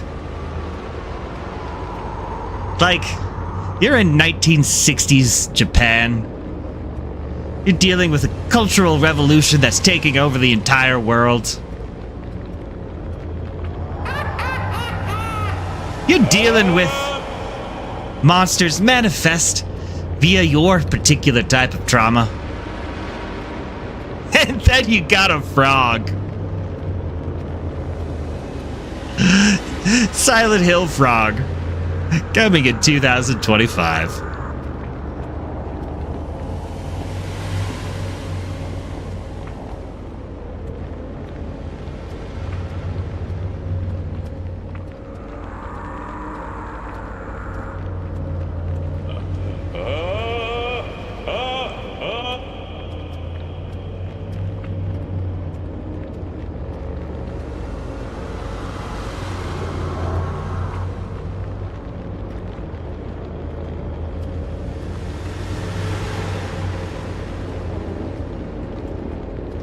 And despite all my rage, I am still just a frog.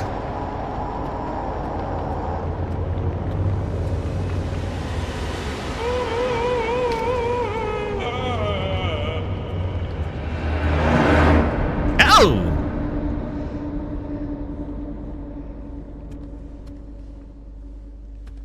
Ah, I see. The Art Spiegelman collection. How nice.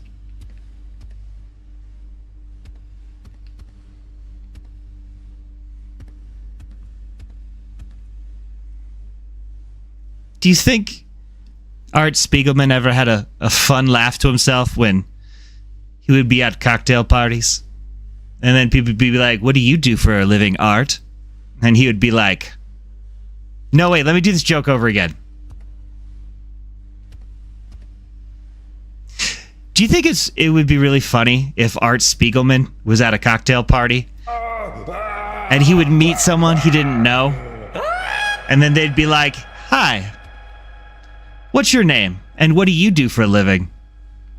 And then he'd be like, Art.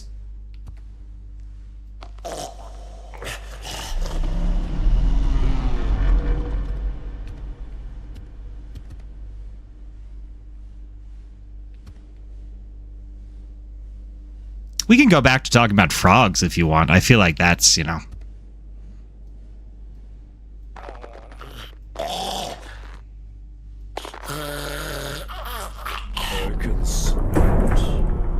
Down there. I wonder if she knows what happened under her own floorboards. Enough. Your iniquities have led you here. There's no going back now. Face the truth.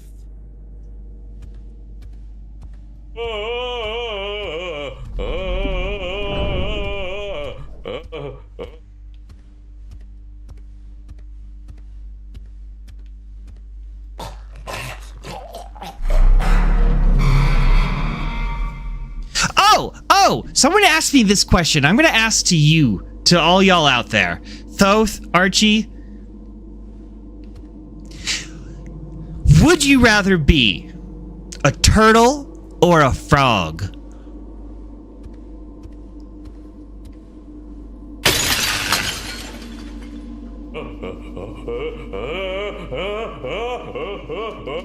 Yes, you would be thrown into an existential Kafkaesque crisis if you woke up one day as either. But in the maddening existential turmoil of becoming one of these creatures, which one would be more fun to be? A frog or a turtle?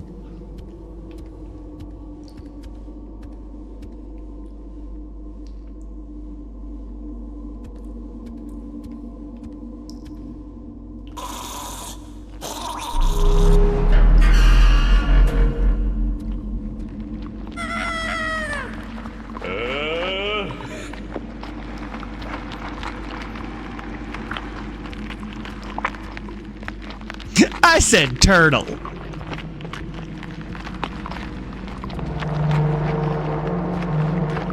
I could be fun.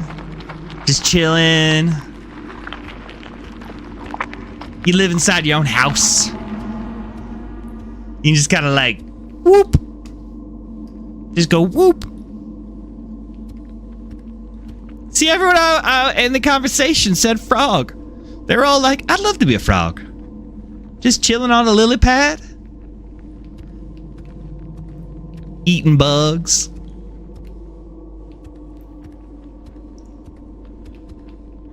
There's no wrong answer.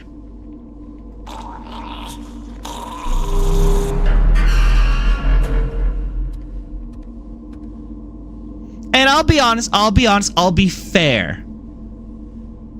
In turtles, you're also including sea turtles and tortoises. You get your pick. And with frogs, you also get to be toads or any other species of frog. Do you want to be a poisonous tree frog? Yes, you are allowed. Because they got the coolest colors.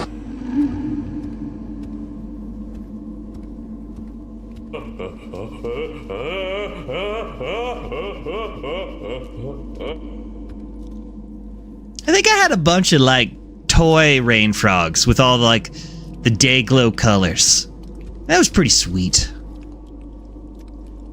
They're probably all poisonous, but you know. The colors are there to, I guess, ward away predators. But I was attracted to them.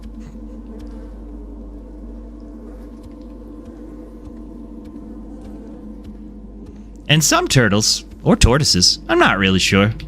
They live for hundreds of years.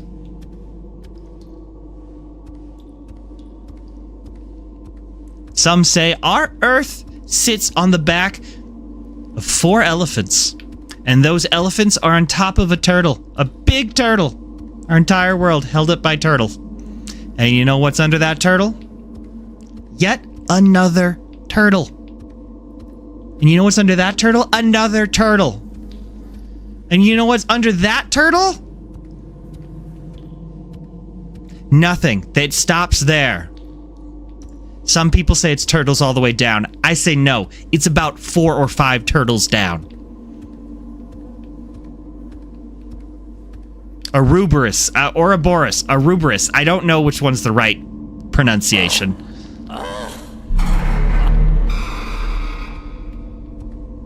This is your late night weirdo stream, guys. This is what you paid your money for. This is the late night show. There's no kids here. We're getting freaky with it. We're asking the tough questions. All right, Archie says frog. Toth says turtle.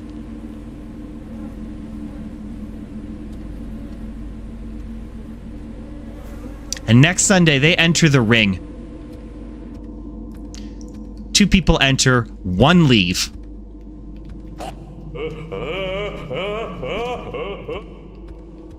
Sponsored by your local Chevy dealer. The match of the century. Maybe Truckosaurus will make an appearance, yes.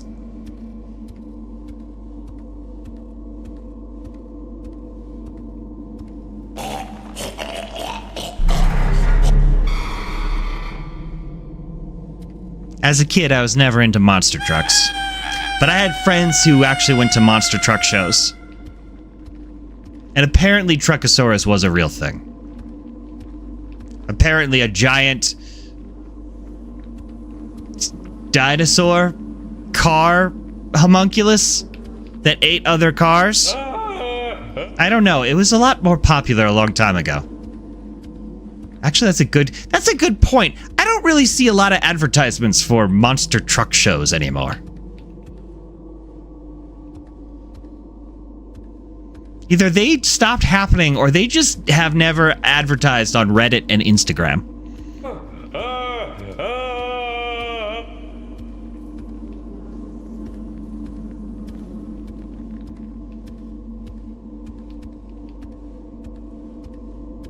Also, apparently, there are like a dozen or so gravediggers. It wasn't just the one gravedigger. It was like a lot of different trucks were named Gravedigger. It kind of like, I don't know. It made me sad to find that out. I thought it was just one car.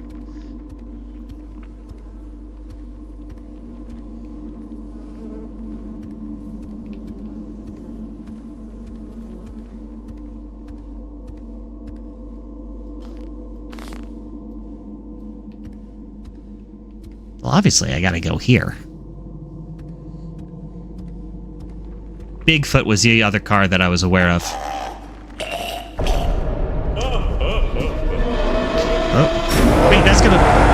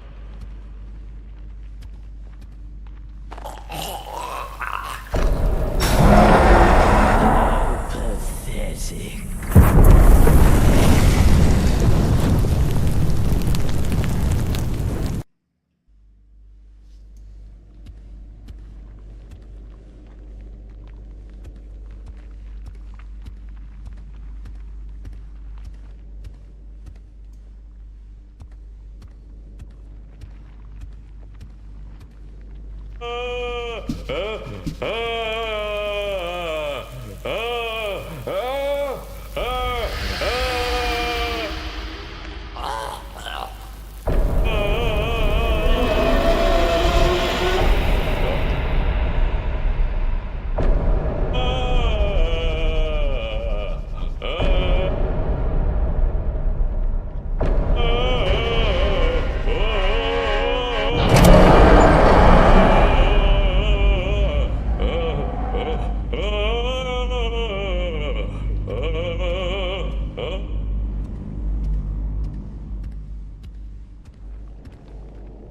Shake, shake, shake, Sonora. Shake your body right. Shake, shake, shake, Sonora. Do it all the time. Dance, dance, dance, Sonora. Jesus.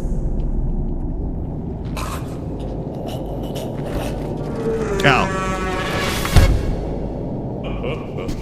All right, I'll face ya. I'll face ya.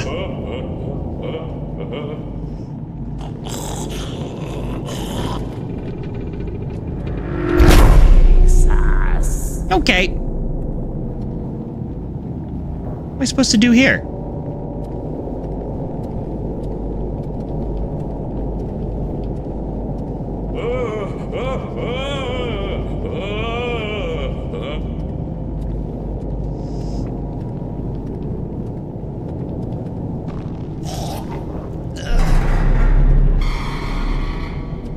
Jump into line. Rock your body on time. Okay, I believe you. Jump into line. Rock your body on time. That's us. That's us a little higher. I didn't get jump scared. I didn't get I got jump scared. I got jump scared.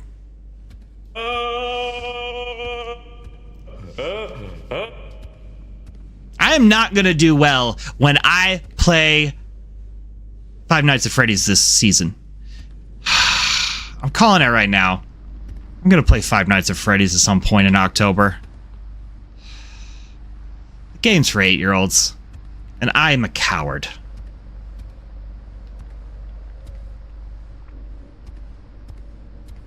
I'm gonna do so badly at it. I can tell right now, I'm gonna be so scared. I'm gonna be so scared of those monsters. Oh, hello. Oh, you got turned into meatballs. It's Meatball Guy. All the kids love Mr. Meatball. He has no skin. And he lurks behind corners. It's Mr. Meatball.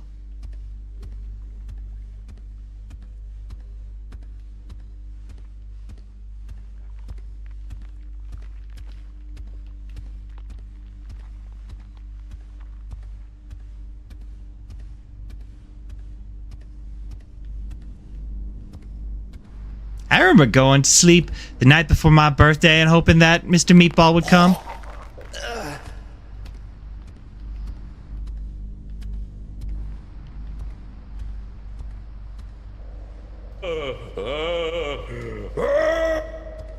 I would leave out my shoes.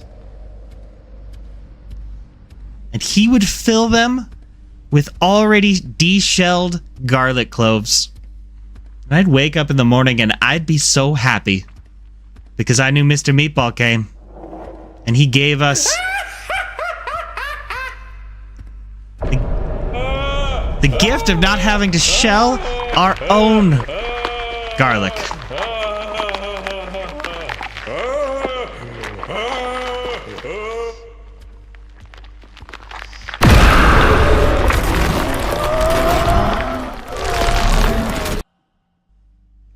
I got turned into Tetsuo's girlfriend from Akira. I went squish. Akira! Canada! Tetsuo! Akira! Canada! Tetsuo!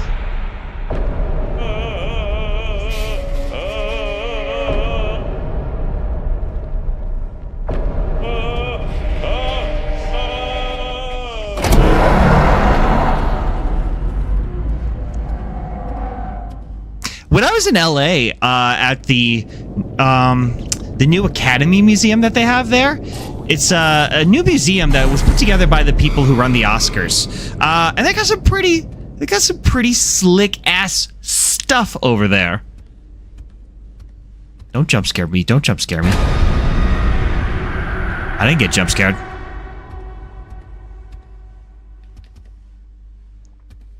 And I got to see some of the original frames and background art from the movie Akira. It was really cool.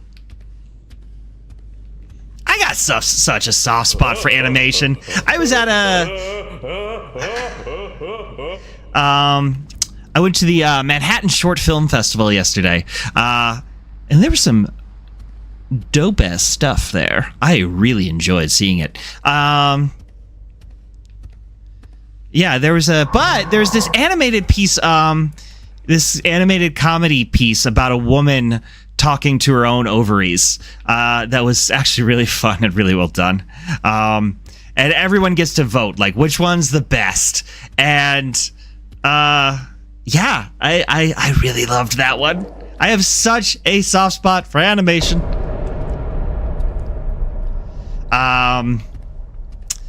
Like I've said to some people before, I actually was going to go into animation. I was actually tonight having a whole big old conversation about this with somebody. About how in a different life I would have been in animation.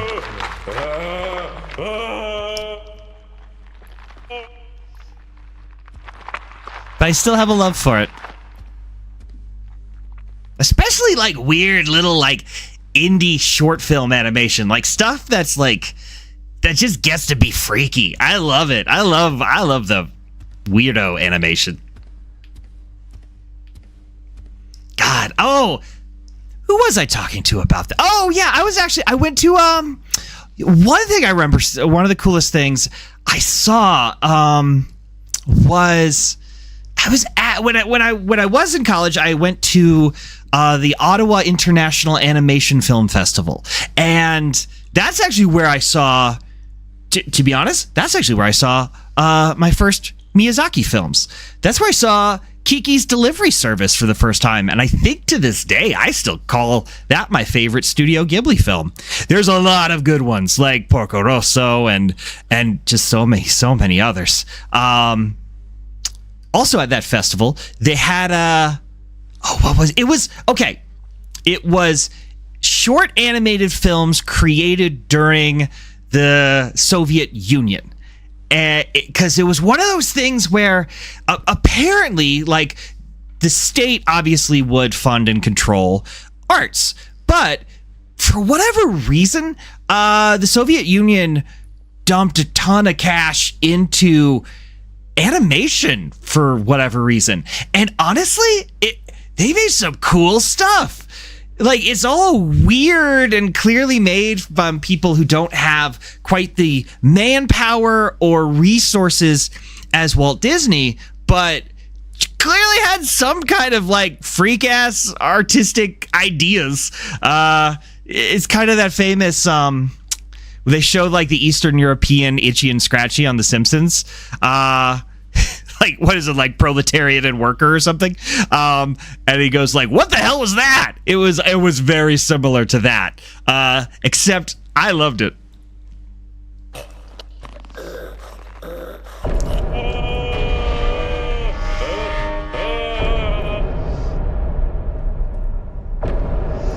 Yes.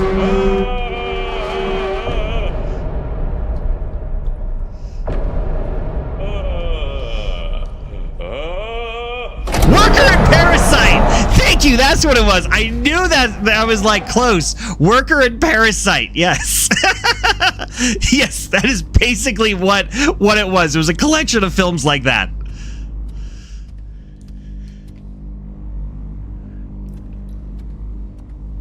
Which actually, now that I think about it, probably a lot of the animators for The Simpsons probably were well aware of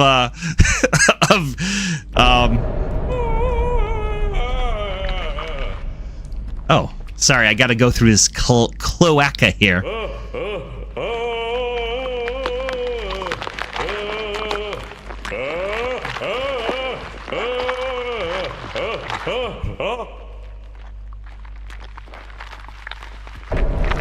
Oh, no.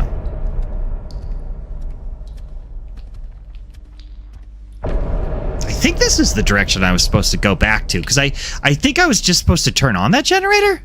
We'll see. Lord knows I'm good at backtracking. Oh. No, nothing here. Just your regular Edward Gein sort of stuff. Maybe I wasn't supposed to backtrack. Oh, well. What was Plimpton? Plimpton was another one of my favorite animators. What the hell is his first name? Like George Plimpton? Anyway, he was one of those people that was really cool because I want to say he may have done a little Disney stuff or something. Like, I know he touched base with Plimpton touched base with some of the actual like big name studios, but for the most part he was one of those guys who was so talented he would just kind of go his own way, and he would actually put together complete fully hand-drawn full-length animated films that were just made by him.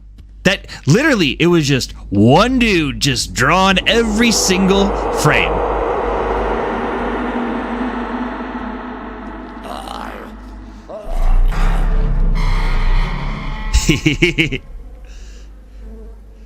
Ooh, poop.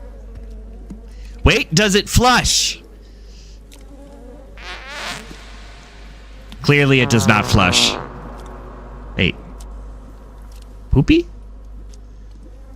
I put content warnings in this stream. I'll be honest, I don't think I put a poopy content warning on the stream. You can check the, you can check my description. I don't think I have a poop content warning.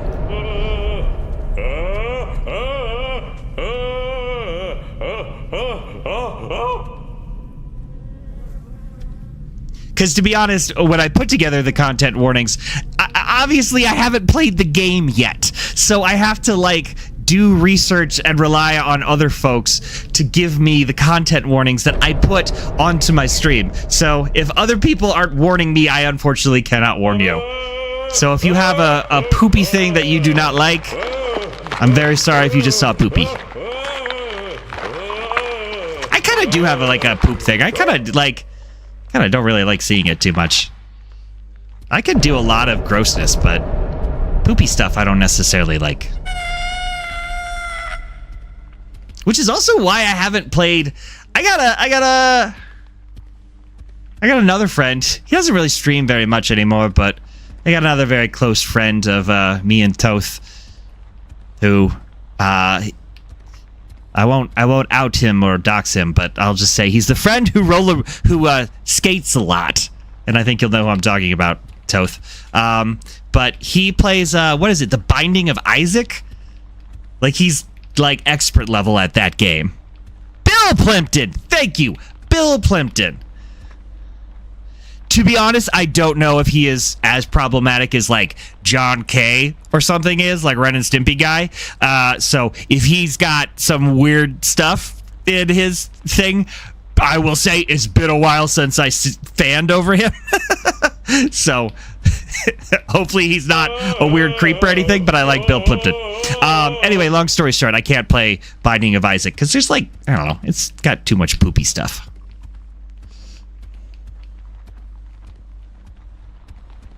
George Plimpton. Yeah, who was I thinking?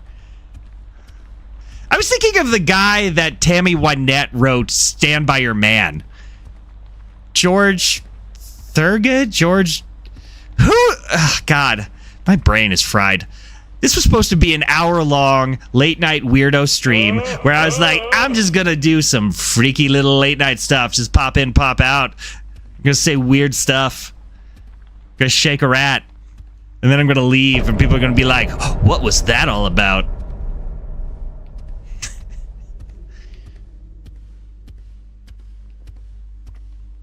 I ain't got time to look it up, but...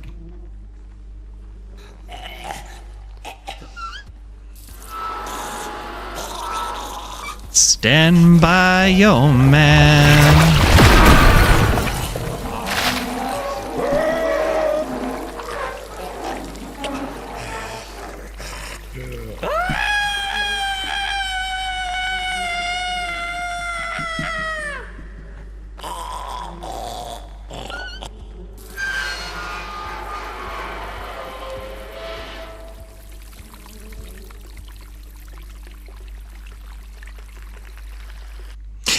Yes. I'm yeah, not trying to be accusatory. Maybe Bill Plimpton. I don't know why I'm acting like Bill Plimpton has done anything. Bill Plimpton hasn't done anything wrong. To my knowledge.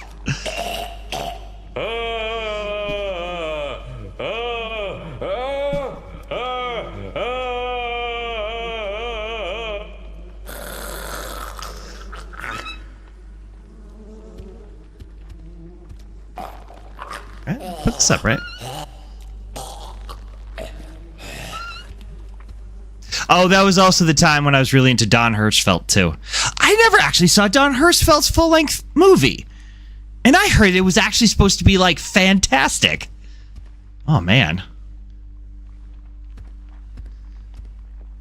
Gotta look that up. That's right, everybody. It's the late night weird stream, and we're talking about independent animators.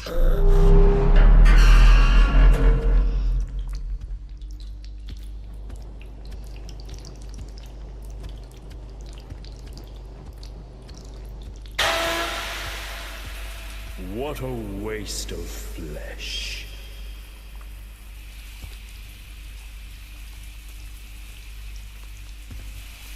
That was mean to say, Rat. You didn't have to say that.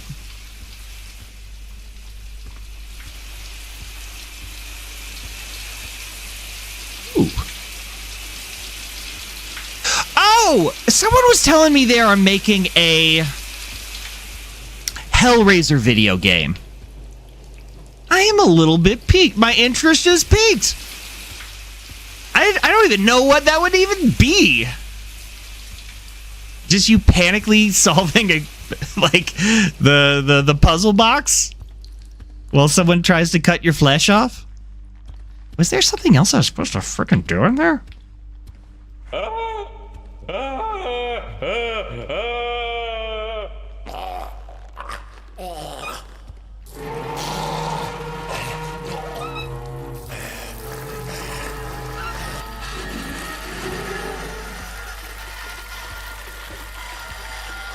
Oh, it's also the... I don't know if this is doing anything, y'all. You think I understand this game? You think I know the rules of this reality? I got a rat. I'm shaking it. I'm doing my best. Took me a long time just to actually get into the building. An anvil fell on my head. Oh. Rat love. Stand by your rat. Give him all your lovin'.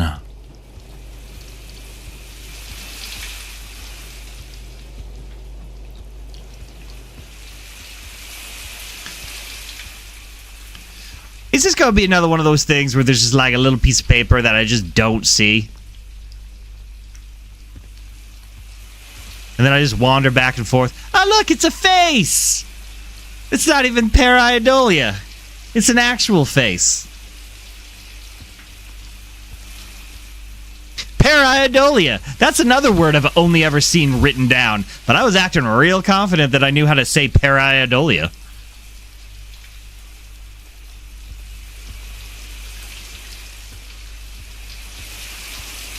Ouroboros. Acai bowl.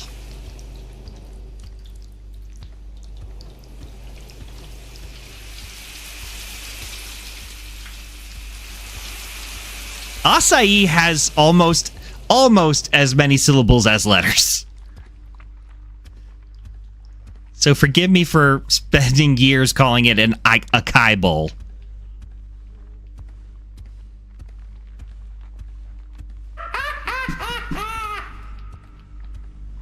I hope you have all pleasant dreams after watching this.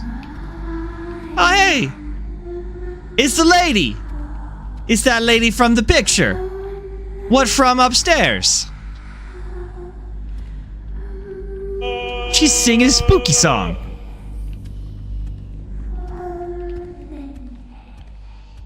Ooh, I didn't go this way. I didn't go this way.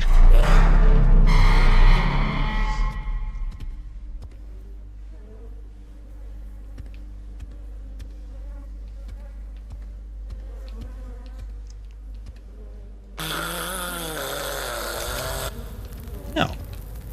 Hopefully that doesn't kill me.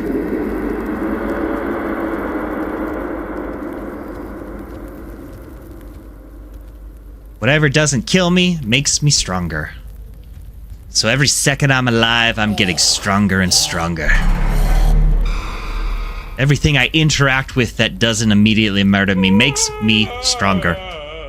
And pretty soon I will be the strongest creature in the universe. I will be as a god. Slowly growing stronger and stronger. till I reach a point of terminal strength where I have become so strong that I destroy even myself. Hey, Mr. Meatball's back.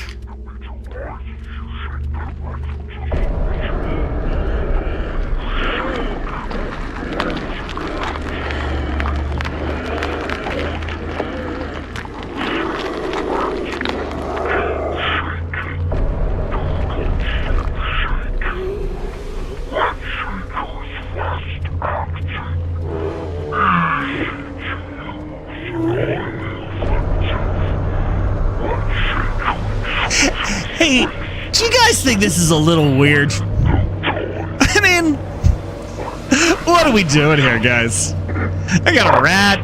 I'm in a blood basement. I'm opening up blood anuses. I'm just saying, this is a pretty wacky day for me, if I do say so myself.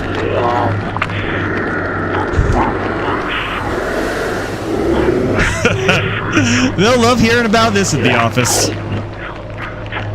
Mr. Meatball! Aw. I love Mr. Meatball's famous saying, I'm attracted to sin, children.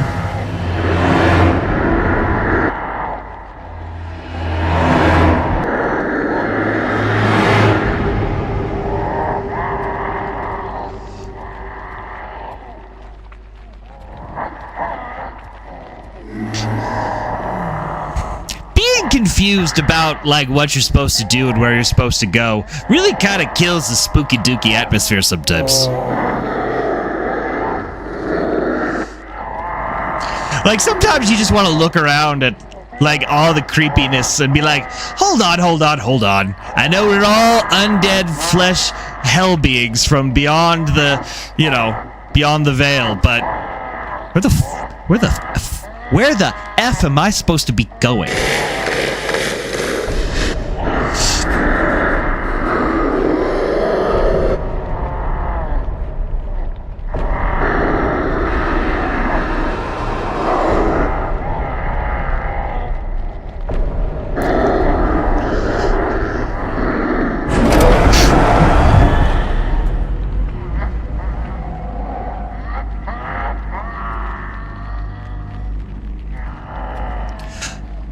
All right there, Mr. Beelzebub, Mr. Lucifer, sir. All right, I got your HVAC working again. Took my boys a long time to figure out how to shake a rat at a cloaca of blood, but we eventually figured it out. It will cost you a little bit more because my son-in-law Johnny did get crushed by the flying rat demons.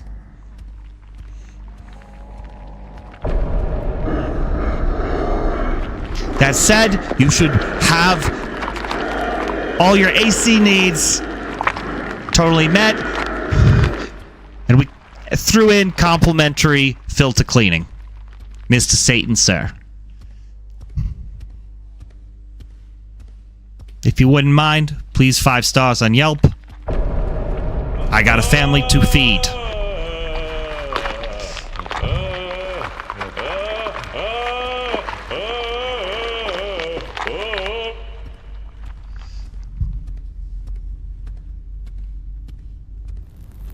We could name the rat. We haven't named the rat yet. I will take suggested rat names.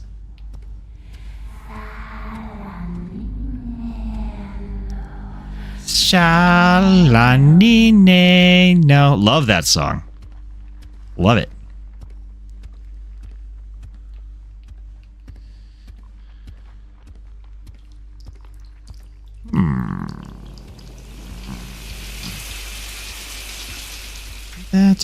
That. Well, I turned on the generator. So what's it generating? I don't want to go through the blood cloacas again. Oh, I don't want to go through the blood cloaca. I just want to go the right way. It's a very confusing place. And I don't know if I'm backtracking because everything just looks like haunted. I have to shake my rat every few seconds to even see where I'm going.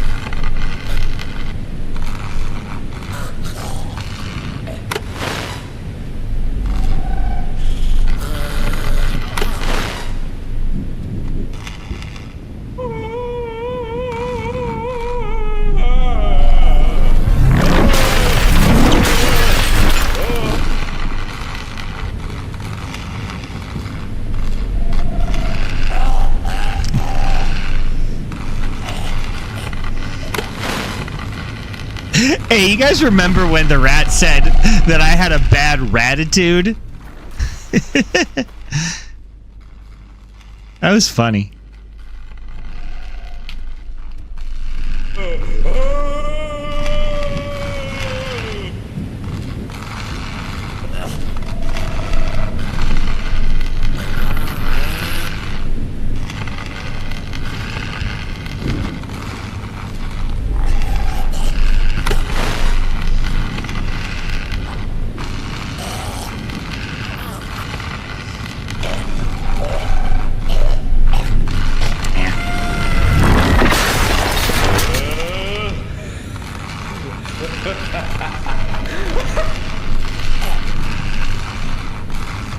I'm sorry, guys. I could have played, like, City Skylines 2 or something. Maybe that would have been the weird stream of the night. Ah, my rat died. Oh, God damn it.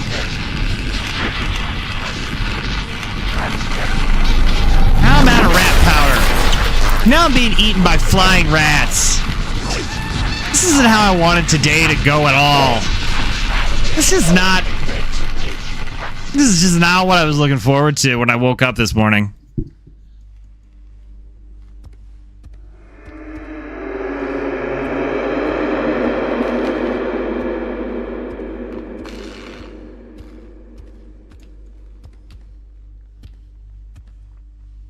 Hey, what's going on here? Do I need to plug in my keyboard?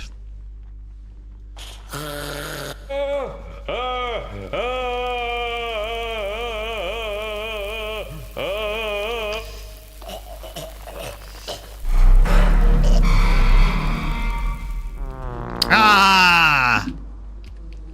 Yuck!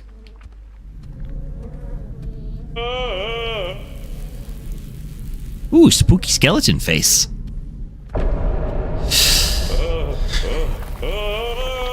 Maybe this time we'll figure out where we need to go.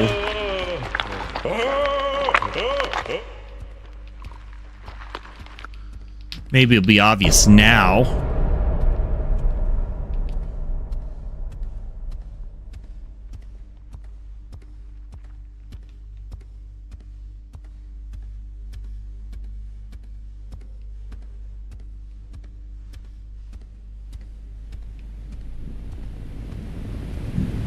Well, I'm going to turn off this one.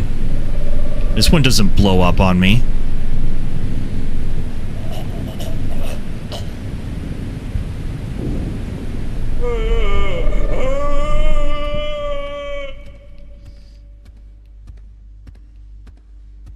I wonder if the creator of this video game tells his parents. Oh, this is probably it.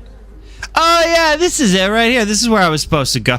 Oh, if I had just taken a right instead of been attracted to the televisions. Oh, I totally would have gone the right way. All right, I'll just have to remember that for later.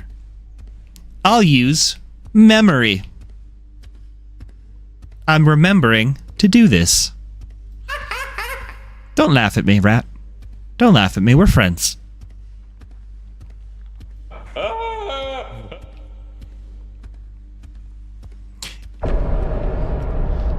Shake, shake, shake, Sonora. Wait, no, that's how I came in. That's how I got into this whole mess. Shake, shake, shake, Sonora. Shake it all the time. Dance, dance, dance, Sonora. Dance your body line. Work, work, work, Sonora. Work it overtime.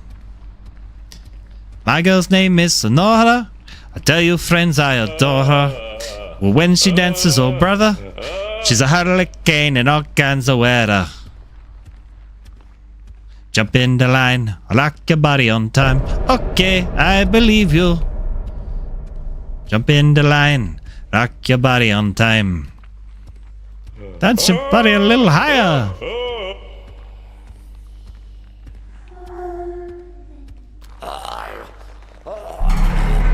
What's the other song by, what's his name?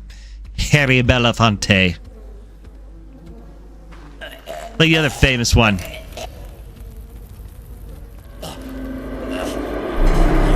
I keep wanting to say put the lime in the coconut, but that was Dennis Nilsson.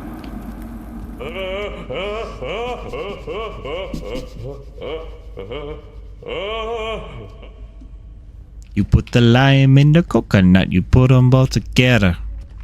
Put the lime in the coconut. You're such a silly woman. Put the lime in the coconut, then you feel better. Dennis Nilsson is really one of those, like,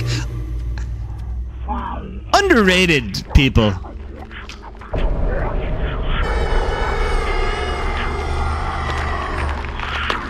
Once you're done listening to the song Street Life, like I know you will, you should go check out the album Nilsson on Nilsson by Dennis Nilsson.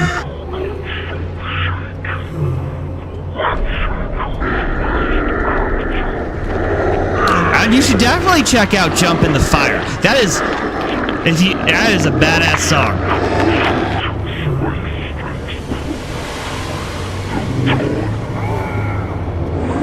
Alright, we know what to do, we know where to go.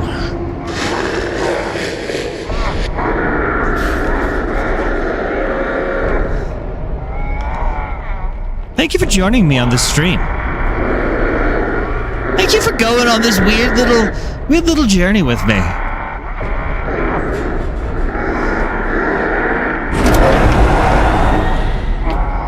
You have a lot of late night options to keep yourself entertained. I'm glad you chose me. I'm glad you chose to be here right now with me experiencing this together. You're the best. And if you fell asleep while watching this, I hope somewhere in your subconscious, me saying that you're the best, I hope it gets in there. I hope it works its way in there.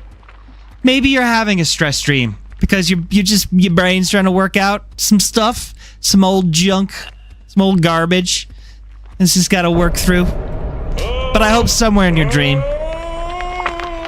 you feel loved by me.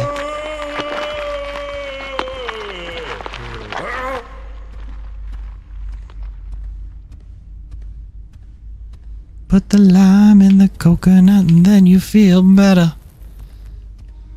Put the lime in the coconut and stir them both together. Put the lime in the coconut, you such a silly woman. I wish I could sing. I'm not really a good singer. That's okay, I don't have to be. But I wish I could sing. Oh, I did respond to that thing that Toth said a while ago about both me and Mori Calliope both going into... not going into animation. Oh my god, my brain's fried. Hey, we made it through. I would say that Mori Calliope is my Kamiyoshi in the VTubing world.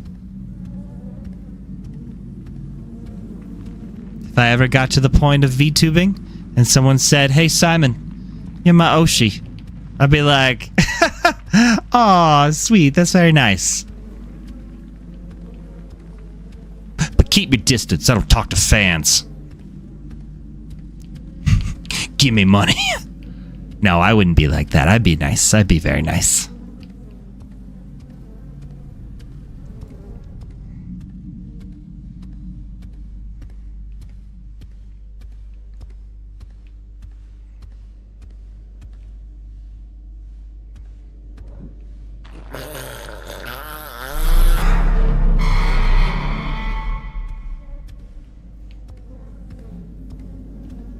The other night when I was playing Me-Side, there was a person in my chat who was roleplay against Mita, the main villain. Oh, I guess also Deuterogamist, and also Sidekick. There was a lot of Mitas in the game, but she was playing one of the Mitas.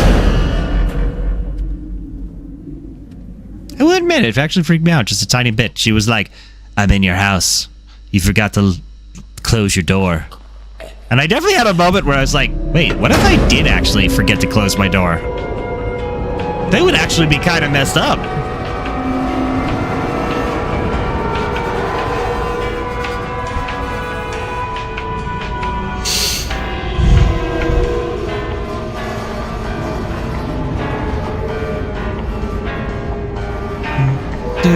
It's a marvelous night for a moon dance, baby.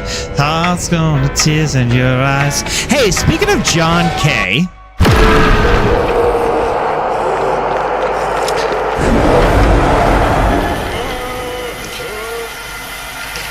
And speaking of artists who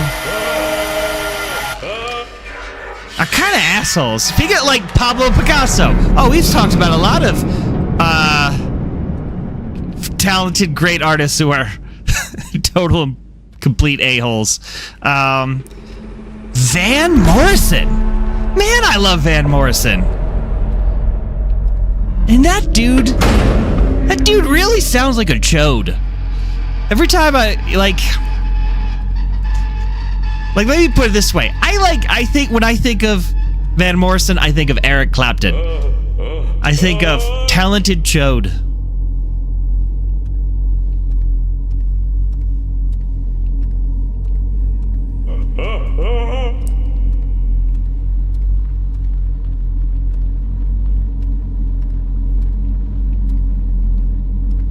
If I venture in the slipstream through the viaducts of your dreams, where mobile steel winds crack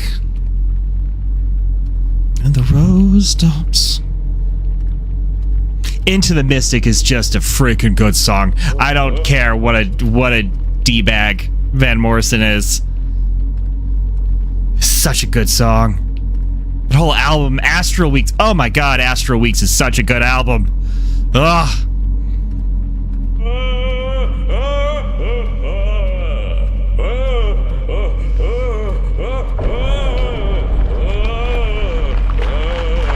You know what? You know what? I'm not gonna call Van Morrison a D-bag. I'm gonna call him a blood cloaca. There you go. That's your new word for today. That's my new coin phrase. Blood cloaca. That's what fans of Simon Fox are gonna be called. The blood cloacas. Look at what you've done. Oh, okay. What started with vows of love now ends wrapped up in plastic. Oh. Reduced to rat. Like a hoagie. You are the wife shaker. Wife shaker, love maker. Don't you mess around with me, oh.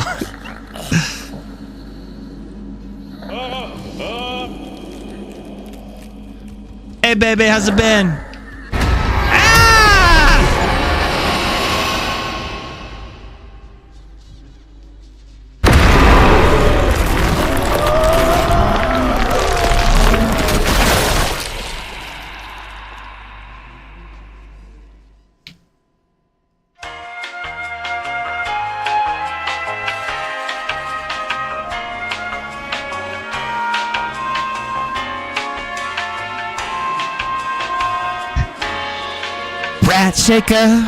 Ratshaker, I'm gonna be your Ratshaker king, baby.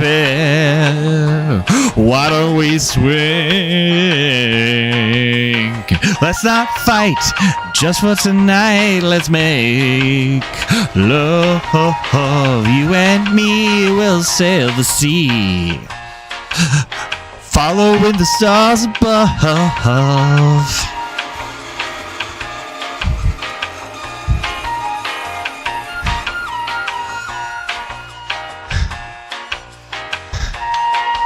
Did he use a bomb? Did he use a knife? Oh no, but he killed his wife.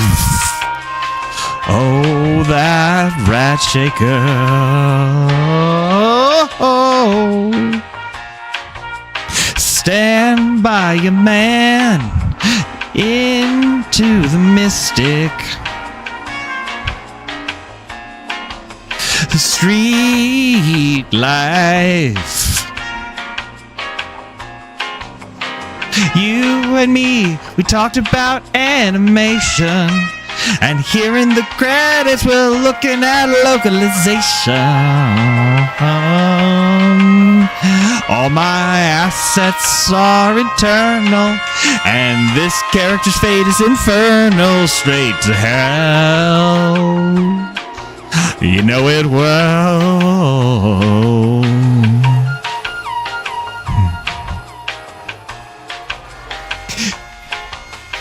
When I killed that baby, it was just the two of us. Then I got eating myself like I was an Ouroboros. Ouroboros, everybody, Ouroboros.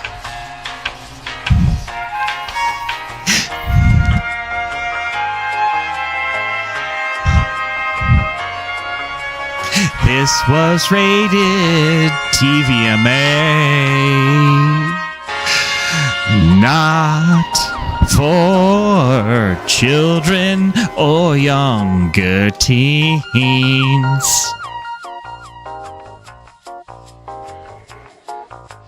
Either way, I hope you have wonderful Halloween.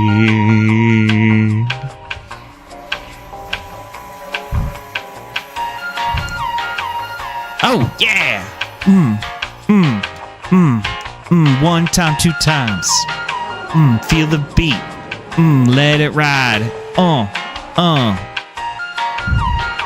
Brooklyn, what? To my homies who died. To my moms. Have a rat-tastic day. he said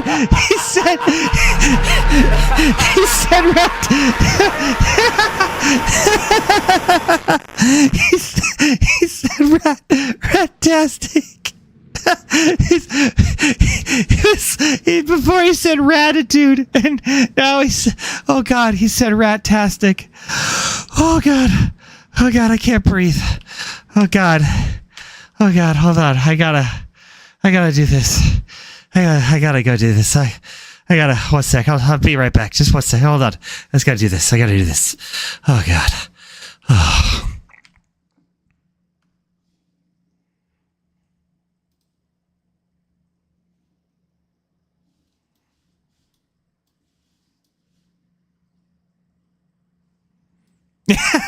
That's right.